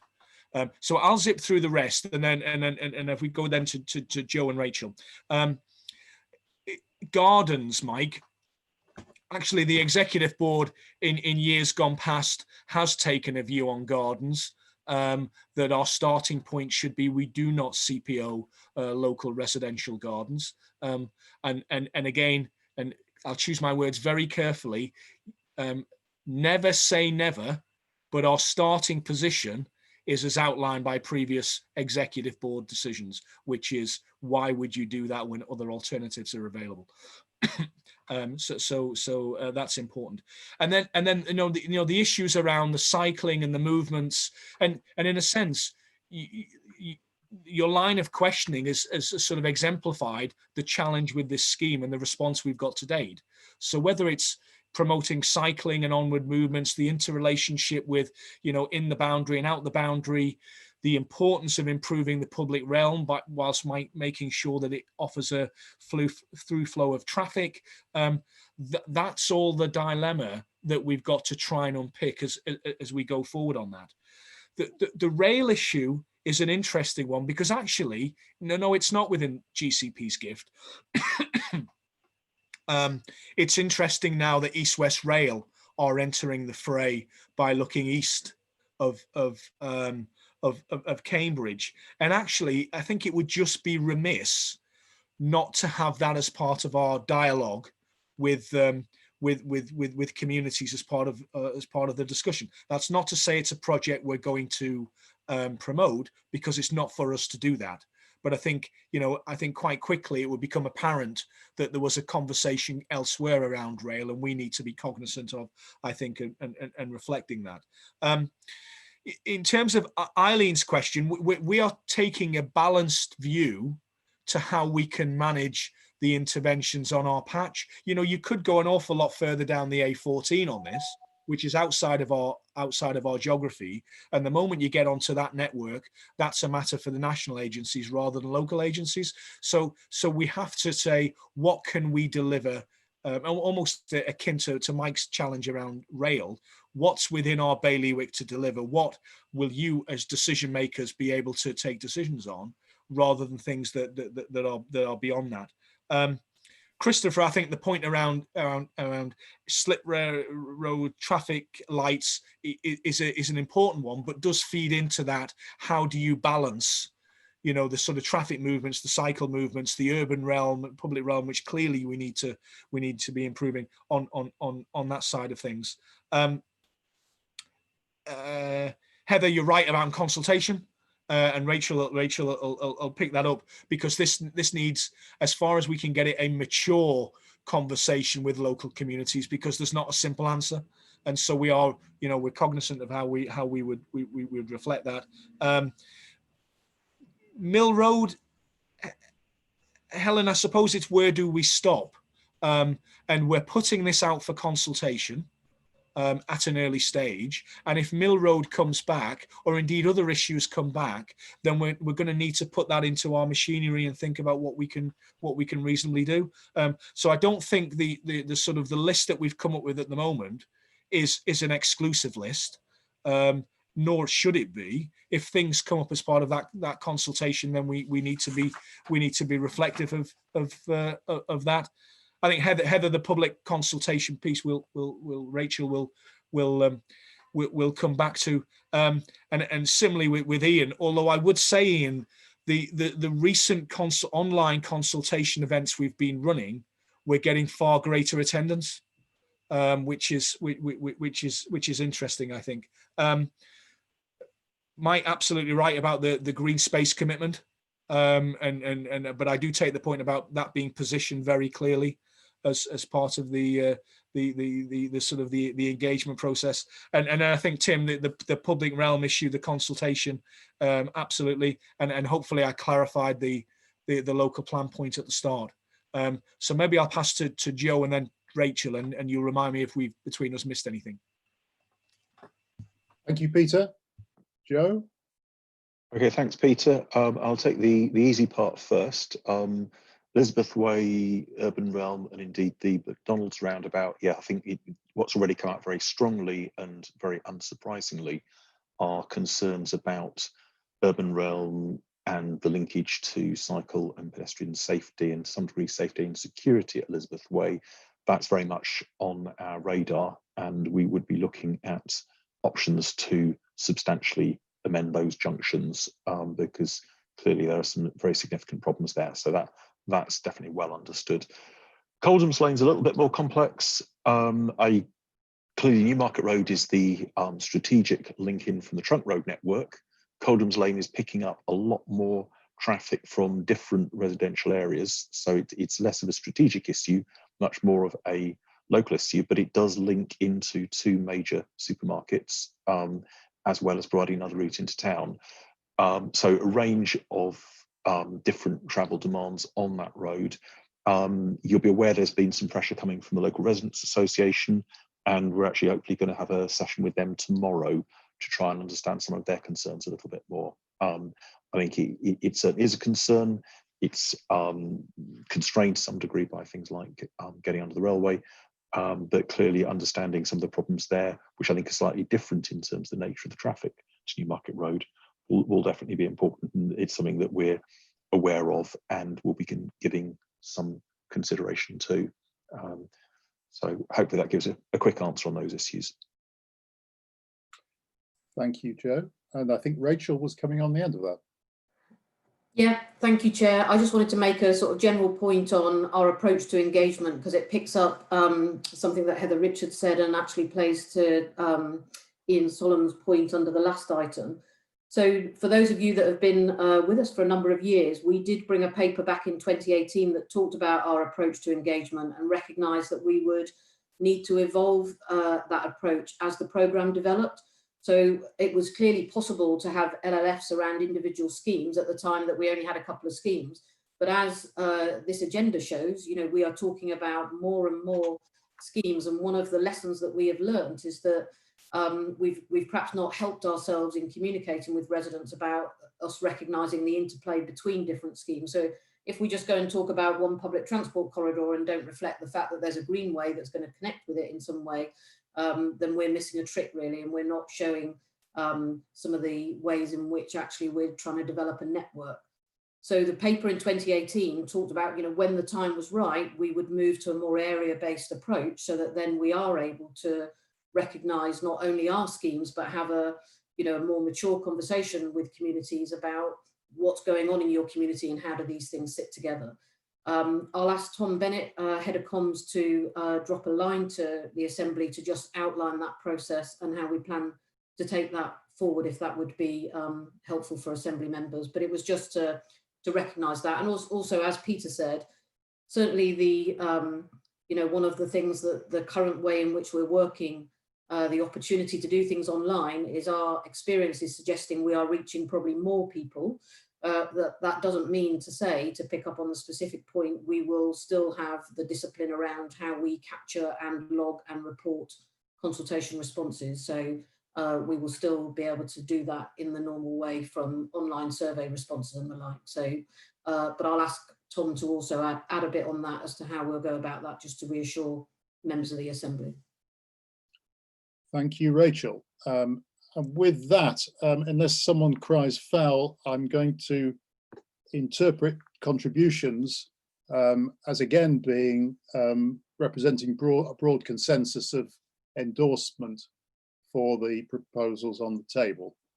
Again, a whole bag load full of comments and points that we need to take away with that and tell the board. So thank you very much, everyone, and thank you, Joe, for joining for that item. I'll now turn to item number 10, which is COVID-19 skills and development, proposal to address anticipated impacts. I see Neve has joined us, so that must be to talk to this. Yeah, Thank you, Chair, for the introduction. I'll run through the paper if that's helpful in the usual way, and then be sort of prepared for any questions or comments as we move on. So just to kind of set this in context, at the front end, I guess I'm conscious there's quite a lot in skills on this agenda, both in this paper and in your quarterly progress report, which I'll present to you next. So just to kind of set out at a high level what you're looking at, I think we can kind of broadly split those things into two categories today. So the first set of things on skills that we're looking at. So the skills working group asked officers, essentially where the GCP could intervene in the very, very short term and quite quickly to try and have some impact on some of the immediate issues we're seeing on skills and training as a result of COVID. So as a result of that request, there is a short-term proposal in your next paper in the quarterly progress report, which asks for your views on a proposal to extend the current work we're doing with Form the Future to allow for an increase in the number of careers advisors locally. So as I say, that's one thing in the next report that I'll come on to in the next paper. The second kind of package of stuff that we're talking about on skills today is the far more meaty, I think we can describe it as, and kind of impactful longer term proposal that's set out in the paper in front of you now in the COVID-19 skills and employment paper. So this proposal is designed to target the impacts of COVID in the kind of medium to longer term, and is far, far more significant in breadth and scope than what we'll come on to in the quarterly progress report shortly. Assuming that makes sense, and give me a nod if it doesn't, Chair, I can bring you through this longer term proposal which we've got in front of us now. So really what this paper is trying to do is ask for your view on a proposal to procure a new GCP skills contract that is nearly entirely based on addressing the skills and training issues we think we're likely to see as a result of COVID. As you'll see throughout the paper, it absolutely builds on the successful work that Form the Future and CRC are currently doing for the GCP, but actually it's, as I said, more meaty, more targeted, and at a much more significant scale than current delivery. So to sort of move on to a bit of that. Section 3 sets out, just some of the issues around what I think we know now about people's jobs and training and the likely impact on the labour market and how that will be impacted by COVID. It's absolutely not exhaustive, but tries to capture some of that top level stuff. And it presents some clear evidence around the impact actually that long spells of unemployment can have on people trying to gain good quality employment in the future. And we touch on the end of furlough and the likely impact that will have on the labour market from the next kind of month and beyond. And I guess with that kind of context in mind, and having talk to the working group, what officers have tried to do is kind of carry out some pretty quick but extensive research with businesses and with providers to understand how we might start to shape a scope for this more meaty, impactful intervention that members are keen to pursue. From that research, we've kind of identified or grouped 4 broad themes that we'd like to just take you through. They're at 4.1 in this paper. And as I say, there's 4 in total, the first of which is supporting young people into employment. The second is supporting adults, including those that need to retrain. The third is preventing NEETs and creating opportunities for all. I think we're trying to say that it's not just about young people, it's about adults and the wider community as well. And the final thing is ensuring employers can find the skills and talent that they need locally. So they're the kind of broad categories, I suppose, that we in the way that we tried to break this down. Following that process, We've worked again with businesses and employers to identify a kind of core set of activities that could form part of this work. And really meet those 4 core objectives. So again, they're set out at 4.2. There's a fairly significant range, and just to cover a couple for now, we talk about creating a kind of Cambridge curriculum, which is something that I understand has been talked about locally, probably before my time, certainly. And actually, what that's about is designing this kind of program in a way that absolutely intrinsically is linked to the needs of the very specific labour market that we have in Greater Cambridge. There's a suggestion there about intensive support for adults retraining, a specific focus on STEM, more intensive and focused work in primary schools, a whole range of mentoring programmes, intensive support for businesses, increased work on industry placements, and actually lots more on employer and business engagement to support more focused and kind of intensive careers education as well. We're hearing a lot from business that the sort of myriad of government support that's out there is great, but actually navigating it all is quite a challenge, and is, I guess, likely to become increasingly challenging as more of it is rolled out. So we would like to include that as part of this kind of package.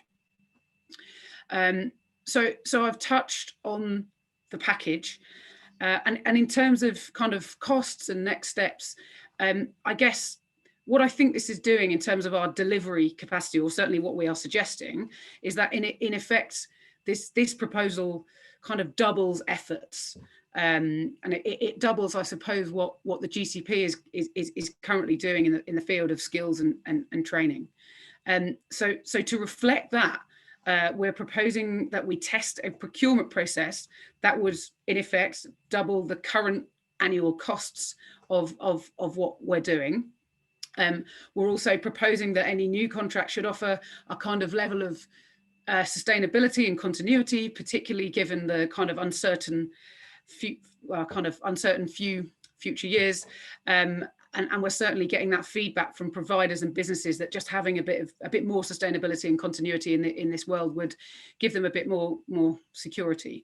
So for that reason, we're suggesting we procure, should you agree to it, a 4-year contract, which would bring the GCP to the end of its current gateway review period to 2025. What that then means is that we're suggesting a procurement exercise to secure a contract up to the value of about £2 million. We need to test it with the market, but that's what we'd like to test it around or about, and over a 4-year period. In terms of the kind of practical next steps, the current work the GCP are doing with Form the Future and Cambridge Regional College, that the contract that we've got with them runs out at the end of March 21. I think we would like to avoid a kind of gap in any provision, and for that reason we're suggesting we need to get a procurement exercise underway really next month, if we want to give ourselves enough time to go through a full and proper process that would allow us to secure a new contract for delivery starting April next year. So we miss that opportunity for a gap, I guess. That's quite a lot of information to share with you all. So I'm happy to take questions or comments now, Chair, or move on to the kind of second part no, well, actually, no, let's take comments or questions now. We'll move on to the second part later. Thank you very much, Niamh. And could I just ask you to clarify, because it might help the conversation. The current contract that is performed by Form the Future and CRC, is the proposition that those activities get wrapped into this enlarged scope and it becomes one contract that we put out for procurement? So the current, so exactly what's written down in that current work, that formally comes to an end next March. However, what we say is that we recognise, the significant capacity that's been built up in the system via those activities, and what I would want to do is try and build those activities into anything new, as well as adding an additional bunch of activity, which we kind of set out in this paper.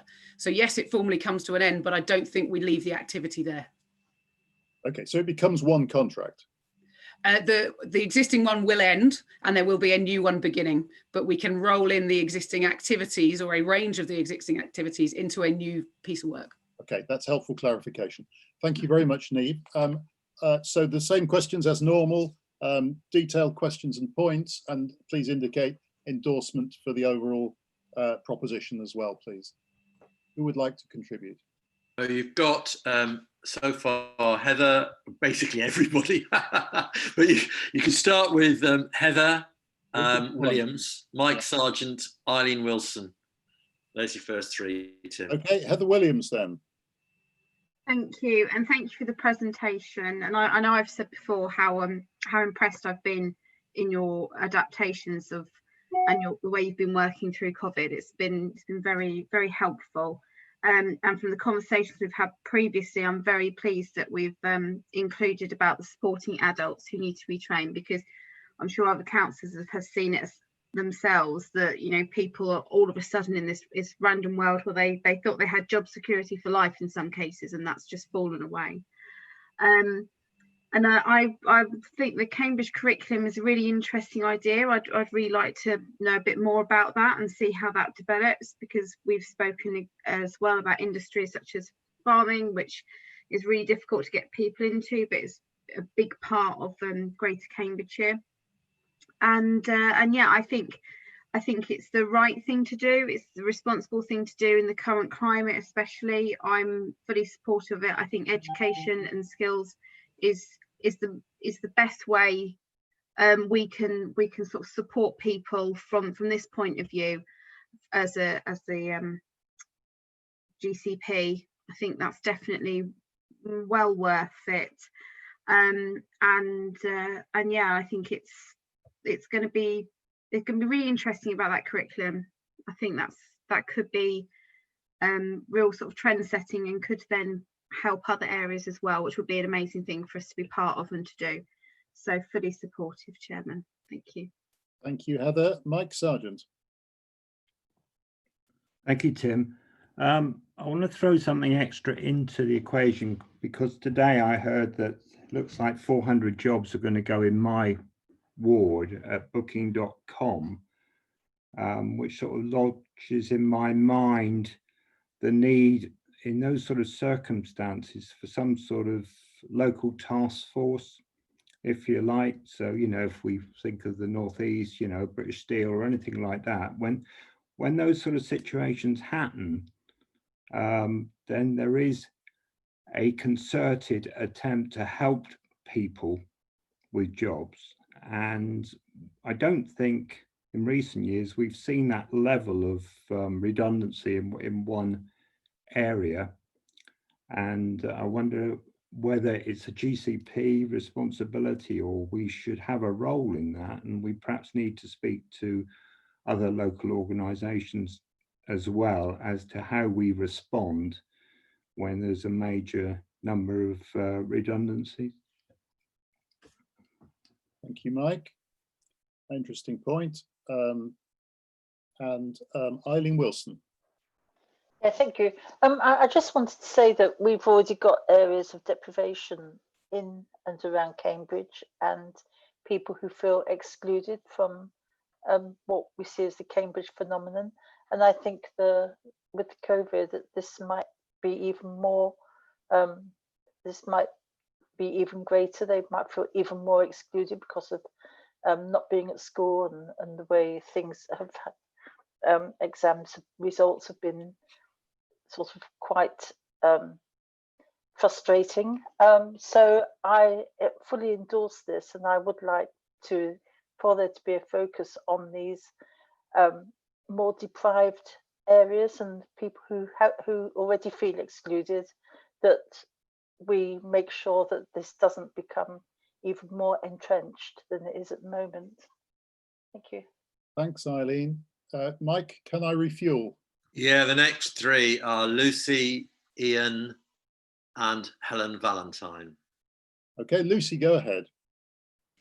Thank you. I echo the other comments about how very, very supportive I am of this piece of work. I think it's possibly the most important thing we're discussing this afternoon. And I think I'm really impressed at how quickly you've got this up and running, Niamh. So thank you.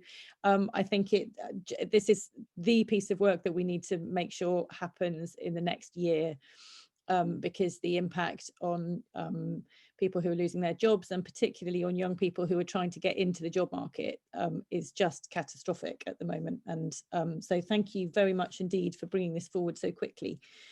In terms of the actions that are being suggested, I'm really, really pleased to see how much of a focus you've got in there on the relationship between employers and colleges in terms of getting apprenticeships up and running. I think I've heard that there's been an over 70% drop in the number of apprenticeship starts this autumn. And that's because employers simply aren't able to take on new people, even if those new people are really not very expensive to them. They're just not willing to take that risk. And that means that young people are being not only shut out of employment, but also out of education. And with Brexit coming along, it's going to really have a massive impact on what could potentially also be a skills shortage, a serious skills shortage in this part of the world in various areas. So I think it's absolutely crucial that we do. I think the piece of work that you've got in there at 5 about helping to support employers to navigate their way around how to get funding for those apprenticeships, and particularly making the connections that we need in order for apprenticeships to run. Employers have to have both the work element and the college element lined up, and making sure that we've got those things lined up and that we're really supporting those two working together, I think is absolutely critical. So thank you. And yes, 100%. The additional thing I wanted to say is that while it's great to hear the work you've been doing with Cambridge Regional College, I think actually at this time it's really important that we expand that. There are other colleges in the area, and we need to be working really closely with them. So there's the College of West Anglia at Milton. But I think in this case, actually working with colleges outside the GCP area, we really ought to be thinking about too, because the economy doesn't stop at the edges of our area. And if we're talking about employers within the GCP area, we ought to be looking beyond that at the colleges in Huntingdon and just kind of on the edges of our patch as well. So I think, I mean, there's so much more I could say about this, but I'll stop there for now. Thanks, Lucy. Ian? Thanks, Chair. Yes, I'm going to echo what has already been said in terms of support. It's a long list of activities in 4.2. You've got 12 things there, and I think it makes reference that you'll sort of look at impact data as it evolves to see what's most effective. I guess just a question mark around that is sort of at 7 you've got primary school careers activities. That's going to be a very long time before we understand the impact of that. So just I'll be interested to see, as we see more detail, exactly what that form that takes and how we continue to go with that over time. But otherwise, very, very supportive. Just want to draw attention to that particular item. Thank you, Ian. Helen Valentine. I guess I'm a little bit more sceptical than others about this. So I completely get that there's a need. My skepticism or my concern, I guess, is, are we the people best placed to meet this need? Because it's not, I know we've done a little bit of it, but in the overall scheme of what we've done, you could say it's not part of our kind of core competence. It should. So if I could be persuaded that it's us rather than other people that should do this, I think I would then say there's almost certainly not enough money for the list that you've got of activities. So I guess starting with, absolutely somebody needs to do this. Question, is it us? And if the answer is yes, it is us, then either we need to slim down the list or we need more money. That sounds like a very important contribution, Helen. Thank you. Anyone else on the list, Mike? Yeah, me. Go ahead then. Yeah, I think having worked in this sector for many years back in the day, any money that goes into careers is good as far as I'm concerned. But like Ian and Helen's contribution, I feel this list is too broad. I think it needs to be more targeted and more focused. And I think if it is about post-COVID activity, I think Mike Sargent's comments about sector identification and task force activity become more significant, because if you're going to help people post-COVID, it can't just be a broad agenda for what the careers service should be doing. And like Ian, I would ponder, even in a 4-year programme, I would ponder the need for primary school. Not that it's not worthy, but I just don't think it's part of a post-COVID activity. I would focus more about when you do the commissioning, to do it around the sectors that immediately become apparently in need. And I suspect they're going to be about catering and the nighttime economy, and it's how you find places for them. I think the other thing I would say is that it again echoes Helen's point. I think, I'm sure you are doing these, but talking to the combined authority seems to be an obvious thing, because then it's about doubling the money. So if we say we're putting in 2 million, then they, I suspect, should be putting in probably more. The issue for them will be about whether or not they're able to target Cambridge, because they would see us as a low priority. But I'm sure you're having those discussions. But again, I think like Ian, I would like to see and Helen, I'd like to see the focus more tight, I think, about if it is about COVID, then let's make it tight for COVID. But otherwise, hugely supportive. So I don't wish to be a downer, but hugely supportive about what you're saying. Thank you. Thank you, Tim. Thank you, Mike. I just had a couple of comments as well. Just to build on what Mike had said at the beginning about situations where we're faced in our area by the wholesale shutdown of an organisation's workforce. Very often in those cases, well, I'm saying very often, but quite often, employers that are withdrawing are willing to invest something in the effort of helping to get new employment for the staff that they're leaving behind. And so there is a potential marriage of something that we might be creating with some, on a project basis, funding that might be available. But I'm not sure where that actually would lead us in practice and how you actually sustain that over a long period. But it's something that's worth noting. And the other comment I wanted to make is that, and I'm not entirely working in the different direction from the last two contributions, but I think if we step back, what I think is maybe becoming important to recognise is that the shape of the workforce as the labour market, even when we're back to full employment, is going to be potentially different in shape from the one that we've left. And so one of the important contributions of something we do in this area is to make sure that we're injecting into the education system up-to-date understanding of opportunities as they are likely to exist.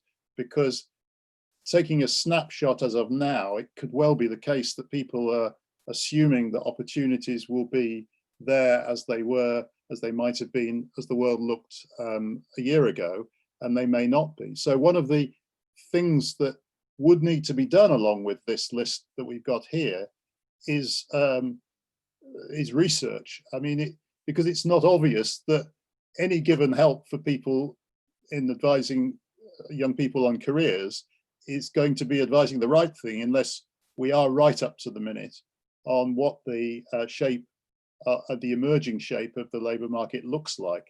And the last thing we want to do is to advise people on the basis something's out of date. So somewhere, if we're going to do this, there needs to be embedded in it an ability to gather intelligence and do research about the labour market. And it does in some senses marry up with a few of the other things that kind of we broadly are in our orbit, but I think it needs to be directly connected to this list of of things here.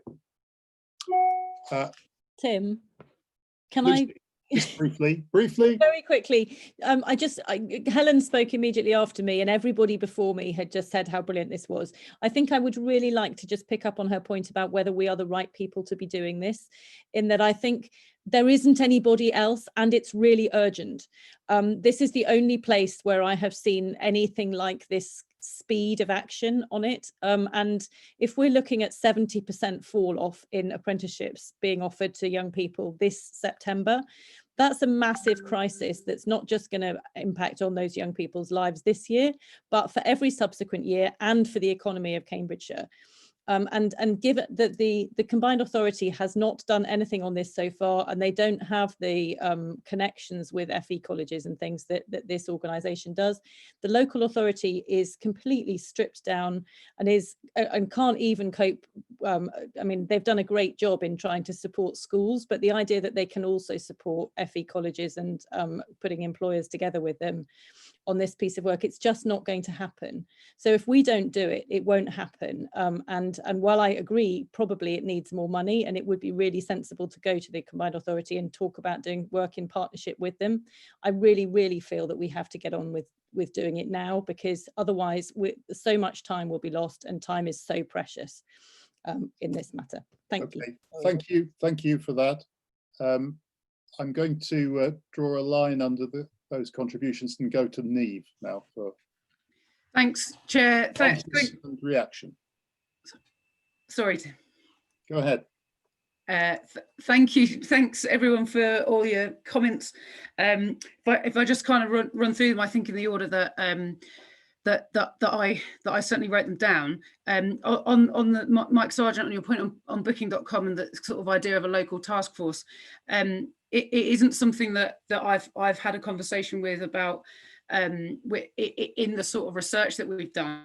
But I absolutely will, just to even understand if there's any thinking been done about it, because I don't think we know what's going to happen after October, so there may be kind of more of a need than perhaps we even think there is now. So I'll absolutely pick that up. Eileen, I think, was the next point, just on the point about more deprived areas. We absolutely kind of need to focus on that. So I'll just make that slightly more explicit should the proposal be accepted. On supporting employers, Lucy, yeah, I think that's in there. People seem to really recognise that's something that's dead important at the moment. And I will explicitly talk about expanding the network outside of Greater Cambridge, just to be really kind of obvious about that in the final document. Ian Solomon, yeah, it's a long list of activities, and then others made absolutely the same point, which is absolutely right.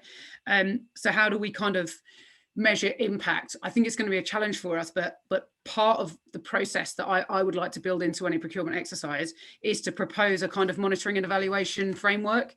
I mean, I don't want to go overkill on that and put people off, but we would absolutely want to build in a question about how organisations that choose to bid for this work would be able to monitor and evaluate it. Helen, I think you were the next question. Is GCP best placed? I guess it's the Joint Assembly and the board that have to steer us and tell us that. I guess from an officer point of view, and how we report back to government, we have commitments on skills in the deal. So I suppose I'm going to continue to remind members of that. There's also, the core strand of why the deal was done is all about sustaining the economy, and I suspect that this may be, a really, really important part of that at this moment. That's my views. I'm sure others and you may have different views. Is there enough money for the list? I guess we, from the best of the research that we've done, we think we need to kind of test the market and really go to a procurement process to really understand if we have got the right kind of estimate. We've asked for an up to figure from the board and the assembly, and if we test the market and we don't get anything back, then we need to reconsider it. But it feels like the right ballpark. Having said that, moving on to kind of Mike and Tim's points about refining the list, it seems like I absolutely take that on board. I think it would be quite a valuable exercise, and I wonder if we might go back to the colleagues that we've worked with before we go out to procurement, back to colleagues in business and with the providers, just to try and ask them to help us to refine that list. Mike, you specifically asked about the CPCA. Yes, absolutely. I've talked to officers about this in detail and asked them to give me detailed comments on this. I understand that the way that the CPCA will be delivering on skills in the round in the future is through the growth service, which I believe is in the very final stages of its procurement. I have sought to make sure that what we're doing here does not duplicate any of that work and complements it. I will continue to have those conversations with the combined authority to make sure that we're not just not stepping on each other's toes, but sort of maximising the opportunity of what we're both doing. But if anyone has any sort of further suggestions on that, let me know. Tim, I think your final points just on the research and intel on the labour market. We're coming on to a point on that in the next report, actually in the quarterly progress report, but absolutely I'd like to make that far more explicit as part of this work as well, and maybe even build in the research that I'm proposing in the next paper specifically into this, if that was acceptable to members. I think that was everything I got down. Well done, Niamh, thank you. I think so. So I'm going to suggest that the consensus view was coming from a very supportive place, but there were a couple of very important lookouts, I think, which I will absolutely make sure get reflected. And those, I'm speaking specifically of the last couple of contributions, Helen and Mike. But all of them will be reflected. So thank you very much, everyone, and thank you, Niamh, and thank you, Ibetta, because you're on again now. Yes, I am afraid so. You have me again. Item number 11. We're on to the quarterly report, and will you take us through this, please? Thanks, Chair. Firstly, just like to introduce Sarah Hayward from the county's finance team, who is here to support us on any kind of financial points or issues that are raised. So as kind of usual, for those of you that are here a lot, this report sets out the kind of progress across the broader GCP programme, but actually also this time specifically asks for comments on a kind of number of specific proposals. They're quite broad ranging. So if it's okay with you, Chair, I will run through proposals B and D, and then ask Rachel and Debbie Bondi to run through proposal C, which is on the energy grid, just to keep me on my toes. If I kind of run to B and D first. So on B, as we've just kind of run through, and as I referred to in the last report on skills, the skills working group asked officers to look for some very kind of short-term opportunities in light of local kind of skills and training needs in light of COVID, kind of accepting everything that members have just said. We talked to businesses and providers about what we might be able to do, you know, kind of quickly to intervene, kind of quickly realizing it wouldn't be long term. And we kind of looked at the research, some of which you will have read in the Rand Europe report that Cambridge Ahead led, but that the GCP and the CPCA jointly funded earlier this year. So just to kind of bring us onto what that gave us, in section 7, what we are proposing on that basis is to extend the current GCP skills contract. So thank you, Chair, for asking me to clarify that earlier, to allow for 2 additional careers advisors to be recruited into the area. I know, given what we've just talked about, this really doesn't sound impactful, but it really was the response to what can we do very, very quickly. The advisors would operate kind of via Form the Future and kind of support people to help with CV writing, with interviews, with applying for vacancies, as well as providing a kind of broader motivational role for folk.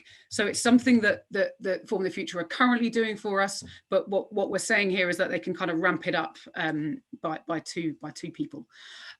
So The cost, there is a cost, as always, about 75k, and we're suggesting initially that we fund these 2 posts for 2 years, unless there's a suggestion for a kind of a different period of time. So just a suggestion for the very short-term intervention that the working group was keen to see.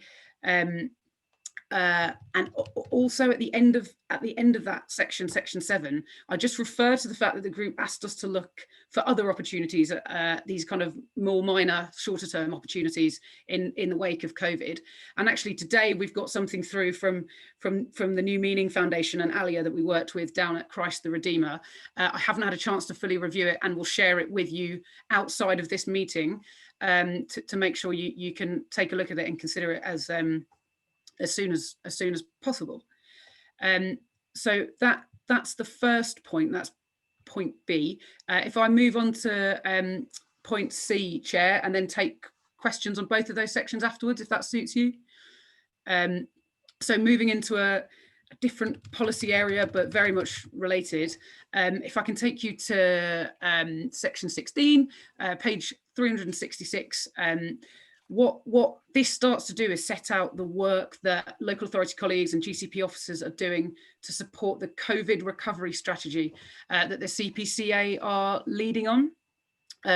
So officers are actively feeding into that kind of now. We're sending emails today to put forward our kind of suggestions and tweaks. My understanding is that that report is due to be shared with the CPCA board at the end of this month. So following the kind of completion of that work, I think it was always envisaged, and I think the Assembly and Board have always wanted officers to make sure we then very quickly define this kind of Greater Cambridge delivery or implementation plan once that work was finished. I think, you know, work on that's already commenced. It's worth saying. So a couple of things that we're already doing is that we have underway in collaboration with colleagues at the county's BI team, a kind of a very near to complete monthly dashboard of some of the kind of key impacts from COVID that we're already seeing on the economy. So I think that's one part of the start of the package. In addition to that, we had that kind of hatch work earlier in the year. And actually, I think the hatch work, as well as lots of feedback that we got on the hatch work, told us that it's really become quite obvious now that there's a real lack of available and kind of good Greater Cambridge sectoral data. Chair just mentioned this a couple of minutes ago on the last item. So it feels like really properly understanding the Greater Cambridge sectoral impacts of COVID is actually going to be quite difficult at this moment. So in order to get a better picture of what those impacts are likely to be, or what those impacts are actually, we are proposing that we work with the Centre for Business Research to produce a really kind of focused, localized analysis on the sectoral impact of COVID. Some of you will know better than I will that the SPEAR data came from the CBR, and so that, you know, there's a really strong and credible link, I think, already into that piece of work. So in terms of what the approach would involve, the CBR are suggesting that they look at company and employment turnover data to get a really detailed insight into Greater Cambridge's kind of unique local sectors. Part of the process involves the kind of subsequent review of that company data with really knowledgeable Greater Cambridge experts. So taking the data, putting it in front of people that really know this area well, to kind of offer a really robust and intensive process of reviewing that data. So following the kind of production and subsequent review of that data, I think it would just give us the opportunity to deliver some of our interventions in a far more kind of focused way, I guess. If members are keen to do this, the CBR are saying that really the proposition is only viable if we can commit to funding 3/4 of analysis. In my mind, it makes sense to do it over a 12-month period at least anyway. But that's their feedback. If we agree the proposal, they can kind of crack on ASAP in October this year. And at each data draw, of which there would be 3, so quarterly data draws, the CBR would be really keen to, or at least willing, I'm not sure about keen, to present each set of findings to the GCP and other interested colleagues, just so we can really follow the data and start to understand how we then apply that to our kind of locally designed implementation plan. Now I'll move on to the costs. So 3 data draws over 1 year, it's about £12,000 per draw. So we're looking at, just shy of 40k for the year's worth of work. And talking to private sector partners to understand if there is any appetite or actually real benefit in sharing some of those costs, or at least sharing the work, because in my mind we would want to be sharing it as widely as possible, assuming it's useful. So, Chair, if I leave my bits there, I know I've gone through a fair amount of detail. Would you like me to take questions on those 2 sections before we move on to Debbie and Rachel, or wait for that and take the questions on the whole report at the end of their presentation? What I'm going to suggest is that we take the broader report section by section, and so we'll take further questions on what you just said in the right places, and I'll bring Debbie in at the appropriate point in that selection of sections. Okay, thank you, Chair. So thank you very much, Niamh. I think we asked to deal with those points that are listed under 1.2, but we also have the opportunity to comment across the whole of this report. So are there any questions or points? But don't feel compelled to speak on everything, by the way. But the question, section 2 is basically the financial point of reference. Are there any questions about that, for which Sarah has very kindly come along? No. Oh, so Sarah, thank you for coming. The report is noted in the financial part anyway. Thank you very much. Then we have 3 is about the impact of COVID on the GCP programme, which all seems quite clear. I don't see anyone indicating on that. The next section is on housing and strategic planning. This was very much for information as I saw it. So we'll pass over onto skills. So we then come back to the first of Niamh's decision points, which is about the 2 new careers advisors. Are there any questions about that? No, I think you've sold it to us, Niamh. So I actually did have one question, which was when you presented it just now, you talked about it as appointments for 2 years, and actually on the report it says 1 year, and you're nodding as if 1 year was right. Two advisors over 1 year. That's right. Yeah, that's what it says. I suppose my question is it a meaningful market to recruit good people for 1 year for when we're expecting so much?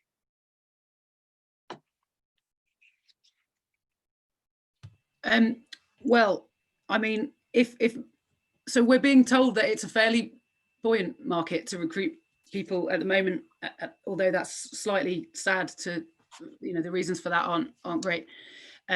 So my understanding is we Form the Future are confident they would get 2 people. There's a question about the sustainability of it, and I think they would be very keen if members were keen to extend that from 1 year to longer if that's the feedback that we get. Okay, so we probably wait and see then is the answer, isn't it? Okay, well, based on earlier contributions, I'm going to assume that there is endorsement for this as stated. So no one's shouting at me about that. So I'm going to go over to the next section, which is smart places. Are there any comments on this? There aren't, so there are no particular decision points there. We then have the the transport section, which covers all the projects and their status. Are there any questions or comments there? Oh, I do see Eileen put her arm. Were you just stretching your arm, Eileen, or was that? Mike Sargent wants to come in as well, Tim. Okay. Well, Eileen and then Mike. I just want to ask whether any evaluation is being carried out on the impact of student journeys from north of the A14 to Hills Road, Long Road and other educational establishments in Cambridge as a result of the Histon Road closure. I know people have only just gone back to studying and a lot of them have been going in part-time, but I would like some reassurance that over the next few weeks there will be some evaluation of any impact on those students, as before we feared that it would have an impact on the sixth form attendance, and obviously as use of public transport has reduced, it may not be quite so bad as we originally thought, but I would like some reassurance to know that evaluation is being carried out. Okay, thanks, Eileen. We'll take that to Peter, I guess, in a minute. Mike? It was about city access, really, and I was slightly disappointed to see that it was at a design stage. I didn't quite understand what that was. I know we had some issues in terms of taking it forward, but in terms of the Citizens' Assembly, for instance, they did want us to get on with it. We are in a different world where I think most buses are running on time, for instance. And there are interventions in respect of COVID, of course, in terms of cycling, etc. Are we actually doing anything on city access in a practical sense over the next period, is my question. Thank you. Are there any other contributions in this section on transport? No. So I raised my hand, sorry, Tim. Sorry, Ian. Ian, okay, please go ahead, Ian. Yeah, so just on Camborne to Cambridge, it's obviously paused. It seems like there's been some progress on working with the combined authority more generally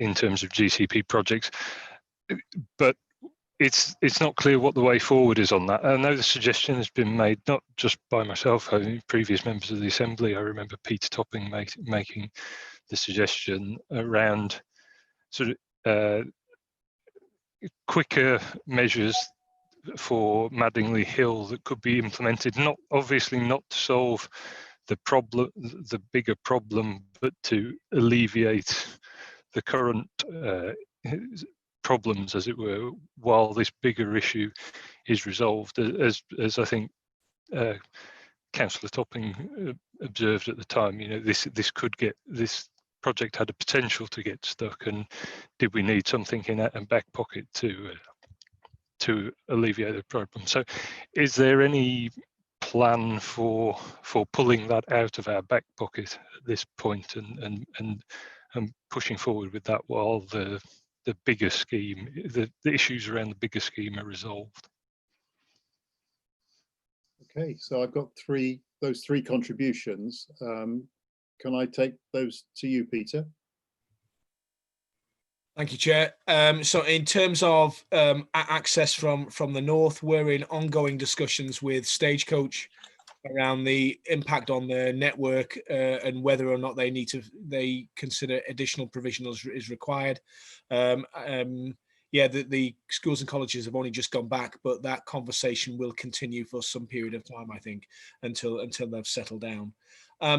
City access is an interesting one, isn't it? We've just introduced in partnership with the county some of those modal filters, road closures over the last few weeks, and we're in the process of consulting on them as part of the experimental basis of them.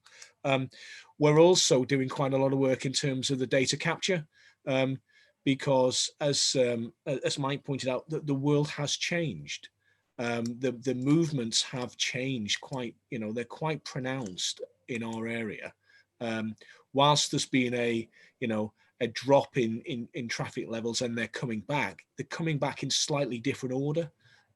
So there's slightly less in the morning peak, but there's slightly more in the interpeak. And we need to continue to understand that. And the Transport Working Group will consider that in the next couple of weeks, what the next steps are. And we'll be bringing back what our short-term measures may well be, because if you remember rightly, we were focusing on supporting an expansion of the bus network as the shorter term. Well, the bus network, like the rail network, is being underwritten by central government at the moment. And there are sort of pronounced and profound implications in terms of what those networks are looking like, because public transport patronage is not returning at the rate of car use at the moment. And so we really need to understand that impact before I think we make some sort of big policy decisions on what to do next. In terms of Camborne to Cambridge, Ian, we are not proposing any short-term measures at the moment. We are continuing our dialogue with CPCA, and we may very well be, the board may very well be in direct discussion with the mayor at a future board meeting. So hopefully that will break the sort of the impasse that we find ourselves in at the moment. Thank you, Peter. So I'm going to turn over to the next section, economy and environment, and this brings us to the local grid constraints item that Debbie Bondi has joined us to talk about, I think. Is that right, Debbie? I think Rachel's going to kick off. Yeah, I was just, sorry, Chair, I was just going to do a very brief introduction, but Debbie is here to answer the difficult questions, as Peter would say. Yeah. So I've obviously been leading this work through the Economy and Environment Working Group, so some members of the Assembly are quite familiar with this discussion. And it's certainly been through the Assembly and Board process recently, and it's formed part of the future investment strategy that was agreed in 2019. But so this is really just an update and progress report on the work, and also asking the Assembly to endorse spending some more money in order to get into some of the detail that is required before we can bring you a full on this issue. So essentially, the nature of the problem is that we have identified that actually the capacity within the local power network is constrained, and that would be a future barrier to growth. And actually, as we were talking about under the skills item, one of the roles of the city deal is to identify barriers to growth and try and do something about it. In terms of both development coming forward for homes and jobs, as well as the fact that much of our transport strategy is predicated on electrification of transport, that means that we have a direct interest in making sure that there is going to be enough capacity in the grid in order to develop in the way that we need the area to, really. So we've done some initial research back in 2018 that gave the problem that needed solving, and we've carried on working on that, including talking and working with UKPN about how that might come forward and what the different scenarios would be for addressing that. We're now at the stage where, as I say, we're into a lot more detail, and we're starting to need to understand more about land acquisition, including planning permission for some of the key sites that might be identified as requiring substations. There are 3 that are identified at 15.3 in the report, and more detail is provided in Appendix 4. So in order to take that forward, and some of the other elements at 15.11 in terms of the areas that we need to understand in order to move to the next stage of the business case are outlined there. The cost is likely to be in the order of £100,000. So we are asking the Assembly to endorse that approach for us to go forward to the board to agree to make that allocation of funding. If that is the case, we would hope to then bring you back a further update in March, and hoping to get to the full business case sort of this time next year. Thanks, Rachel. So do we have any points and contributions on this? I do. Yep. I have one. So I'll start with myself. Mike Sargent and me. Oh, sorry. Well, I'll let you go first. I think that's what I should do. I think Mike was first, actually. Mike, sorry, I jumped in. It's not a contribution, it's a question to make my understanding a bit easier. Can somebody tell me what grid reinforcement is? I can sort of guess, but you know, I assume there's detail behind that as to what its impact will be. Okay, thank you, Mike. Lucy, next.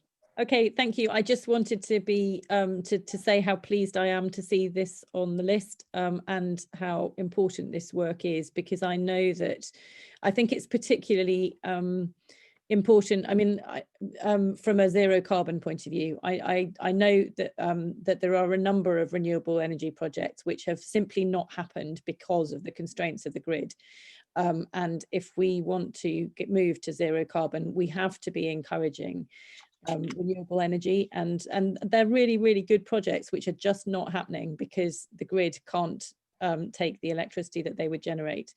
So I think this is a really important scheme, and it will pay back over time. It's not, I mean, we'll find out because of growth how quickly it will pay back, but there's no question that it will pay back. And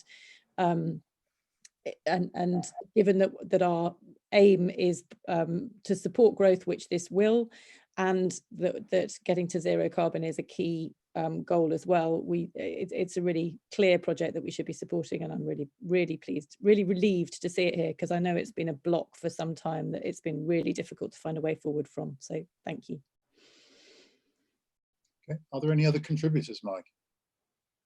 No, there aren't. Forgive me for missing out last time. I wanted to say something about this. So I'm very, very much in support of what can be achieved, as Lucy has said, by the right thing happening here. I'm on the Economy and Environment Working Group, and I must say that from the start of this being discussed, whilst being really fully in favour of what could be achieved, I have been a bit suspicious about the fact that what it would be doing is performing what is some other body's statutory responsibility. Now, that's not just sphere of influence, that's statutory responsibility. And I think that we should always be very careful when we kind of step into that world, because it's a world which is beyond our organizational competence and can be easy to get palmed off with the less functional parts of the statutory responsible body.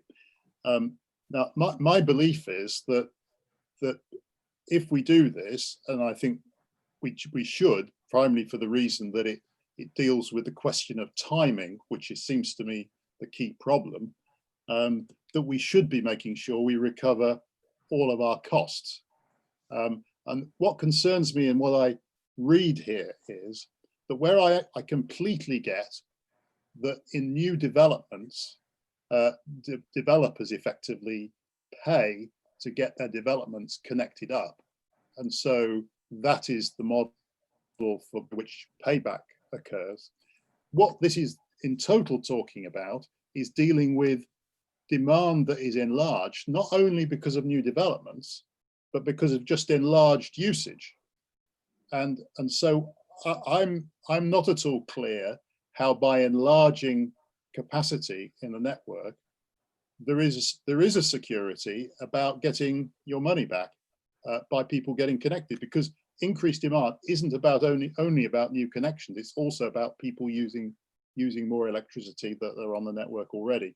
So I mean, I just make the point that if we have to wait for the answer to that question by saying yes to this request to go forward a step, then so be it. But I do hope that we're as sure as we can be that we can get our money back before spending another 100,000 to find out. But again, in principle, in answer to my own question, I would endorse this direction. Thanks, Chair. We've had that conversation in the Economy and Environment Group a number of times, haven't we? And, you know, very appropriate challenge about whether public bodies like us should do it. And if it is a public body, should it be GCP? I think what we outline in 15.6 of the report is explaining, you know, there's a bit of chicken and egg here that, you know, basically Ofgem, the way in which the industry is regulated, that there's a constraint over, you know, how they can proactively, you know, plan ahead for demand. So they're reacting to it as opposed to putting it in front of that demand coming, which does sound crazy. But there are a number of places in the country that are trying to grapple with this, to think about how they deal with it. And Debbie, I know, has been in touch with a couple of those that are at the sort of forefront of trying to address this issue. And so we will obviously make sure we learn from those experiences. And clearly the business case, by the time we get to it, will need to be really clear on those points, particularly around payback. We've done some initial work on it, but we will need to flesh that out as we are clearer and have worked through the delivery model. Debbie, do you want to add anything to that and give Mike his answer about a definition of grid reinforcement? Yes, I'll start with grid reinforcement, if that's okay. I mean, Mike, the first thing to say is I'm not an engineer, and I'm certainly not the right sort of engineer to answer that in detail. But really, from UKPN's point of view, grid reinforcement can actually include a really wide range of things, from upgrading existing transformers and changing them and enhancing sort of connectivity with some existing transformers and putting in new ones. And I'm assuming, although I'm not sure it applies directly to us in our case, you know, the cabling that connects them. I mean, I think it's a fairly loose term that they use that covers a multitude of sins, but I can certainly, you know, try and get a more definitive answer. Is that okay? That's okay. Could I just pick up Tim's point about this business about enlarged use and recovering costs from that? We absolutely recognise that that's an issue, and we certainly had discussions with UKPN about whether they would care to fund some of this because of that. But that's a very open, live discussion. Part of the reason for requiring the funding is that we do need more sort of commercial and regulatory expertise to effectively figure out the best way to push that, to make sure that we can recover our expenditure in the fullness of time. Thank you very much, Debbie. So I'm going to assume that we have a positive view on this going forward to the board. And I think we are in sight of the end. We just have the forward plan attached to the quarterly report, which if anyone wants to comment on, it's there to do so. It gives you an indication of what's coming to us next time when we meet. Okay, so I think if this Mike tells me to the contrary, no one has their hand up, and I believe that nobody has to have item. That's the last item. So we've come to the end. Thank you very much. Our next meeting is on at 2 o'clock on Thursday, the 19th of November. So I'll see you all then. And in particular, I wanted to thank Mike Davey for doing this backbreaking work of monitoring who's putting their hand up, which is a painful duty done well. Thank you very much and very helpful. Thank you, Tim. Cheerio, everyone. Bye-bye now.